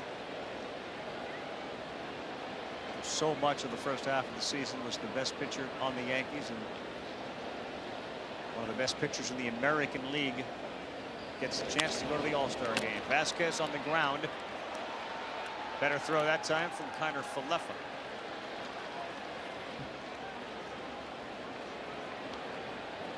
Monday night, July 18th. That is the T-Mobile Home Run Derby. We'll have full coverage all day from Los Angeles, part of All-Star Week in LA. In fact, the draft on Sunday night, and then the Home Run Derby. So what are some of the names we're hearing? Who's going to be in the Derby this year? You want to speculate? Want to guess? Oh, Buster's been all over this. I heard him on his radio show. Buster has wish lists. He has a wish list. He was on this pretty hard. So do I. So do you, right? I mean, I'm hoping I get to see Giancarlo Stanton there. So I had a front seat in San Diego seeing what he put up. Well, Miami too. He was unbelievable. So was Aaron Judge. This was Judge in 2017 in Miami, where he just wore out the upper tank in right field in Miami. Wore it out. Folks were blown away by what he was able to do. He has said he's not going to participate in the Derby, but there are whispers out there that you'll see Stanton in it. Hard on the ground to third. 2 down. You know who I would love to see this year, because I think he'll understand what it's all about, is Shohei Ohtani again. Last year it was just a little different. A lot of people had him as one of the favorite guys, but that high wall and right field got to him a little bit. I think the altitude got to him. But this year in LA might be showtime. Soto again going to the All-Star game. It turned his season around last year. Ronald Acuna. That's right center power. Alonso. Schwarber. I mean, I'll name you 20. I know we only get 8, but Schwarber's got to be going. Yes. Pete's going to be there, right? And he takes this as serious as anyone. It's got a chance to be the best derby we've seen. Buster from the top rope. You got some names, Buster? Anything? Nothing official, but you know, you hear stuff around the edges enough where it's pretty exciting. Coney will be recovering from his hip replacement surgery tomorrow. We are all fingers crossed this is going to go really well, and you'll be doing wind sprints in no time, playing golf. I'll be watching you guys. Buster, you should have him on your podcast right after surgery. It'll be fun. Let's see, you're getting out of surgery about 1 p.m. So about 1:15 we call you.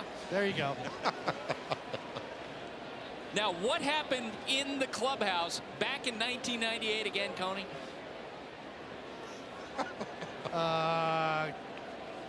What are you referring to, Buster? With or without the filter?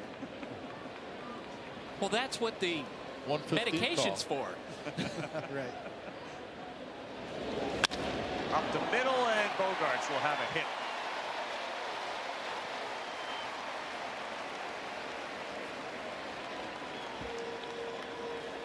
True Serum, is that part of the painkiller?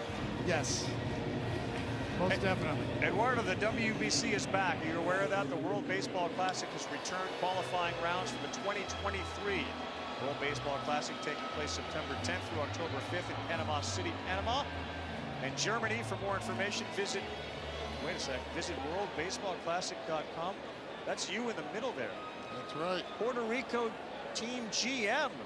Let's do this. Let's Got go. The team president on the left, Dr. Quiles, and Ephraim Williams be my assistant on the right, my left. Congratulations. Thank you. You got to bring home the gold, brother. You got to bring it home. We got to finish it out. Last GM, I have some big shoes to fill out. The last team GM for Team Puerto Rico was actually Alex Cora.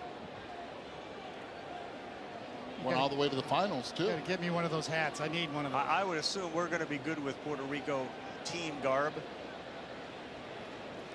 We should. We should. You're putting the team together. You want David Cohn as your pitching coach? I have really good candidates. I don't know. He needs to have a good hip. Let's worry about the hip first. I can't throw BP. No. Well, congratulations. That's an honor. Thank you. I'm still considering the Hall of Fame with Tim Kirchner. As a bench coach? Maybe. Tell stories? Yeah, it's an honor. It's a privilege. Verdugo should be an easy one for LeMahieu. Verdugo's not really sprinting down the first baseline. But as he touches first, awards and more from your favorite team and the rest of the league. 3 outs to go. We don't have a game next Sunday. We'll be doing the draft. Biggest story of the first half for you is what, Tony? You know, it's turning out, and before it's over, it might be the Baltimore Orioles if they get above 500. They're 1 game under. I mean, as far as unexpected occurrences. Eddie, what do you got? First half, biggest story.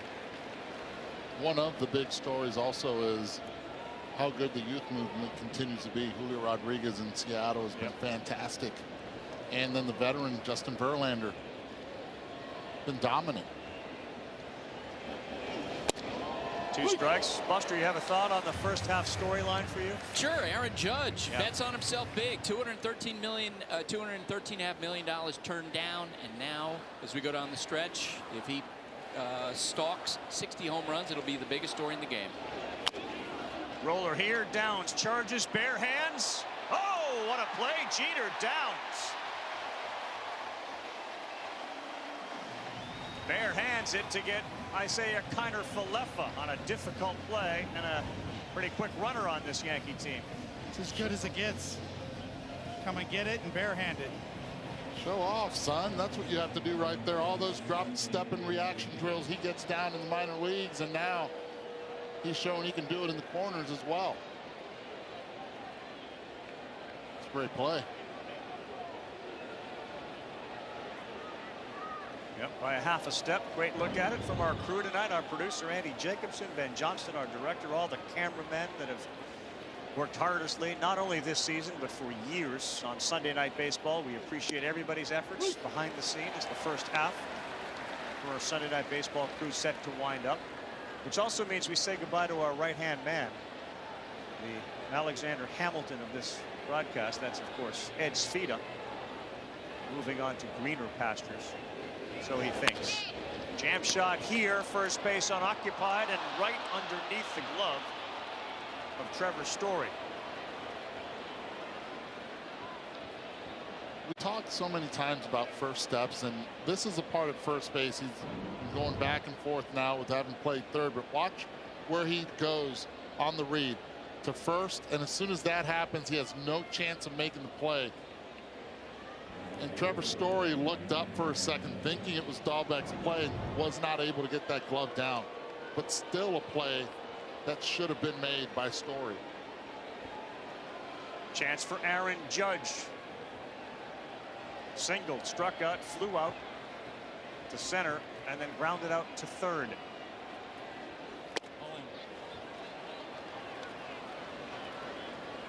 Rizzo after Judge, and then Stanton if they can get there.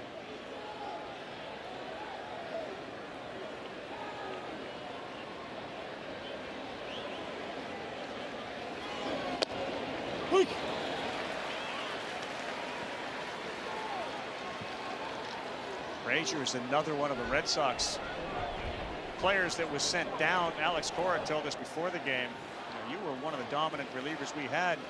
You had a real heart-to-heart with him. And since he's come back, he has been more aggressive. His fastball velo's been up. Come to Alex meeting. Yeah, he talked about maybe incorporating some two-seamers into the mix. Just threw a nice one there at 95 into Judge. It's little subtle nuances of two-seam, four-seam game from righties on righties can be really effective.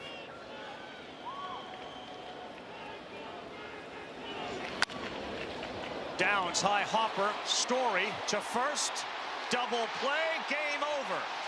Red Sox win at 11-6 for the second night in a row. Jeter Downs contributes defensively against the Yankees, but it was all offense tonight. 11 runs, 11 hits, a bunch of home runs. Boston wins it. Jeter wins it for the Red Sox on the last play. Perfect feed to Story. Aaron Judge gets doubled up for the last out. Well, good luck, my friend. Next time we see you, you'll have a new hymn. I'll be dancing a jig. Looking forward to seeing that. Best of luck tomorrow, our buddy Ed Svita. We know we'll see you around for sure. Thanks for everything you've done. Our producer again, Andy Jacobson, Ben Johnson, our director, our entire crew behind the scenes, and Buster Olney down in the field with Eduardo Perez and David Cohn up here in the booth. The final score tonight: the Red Sox 11, the Yankees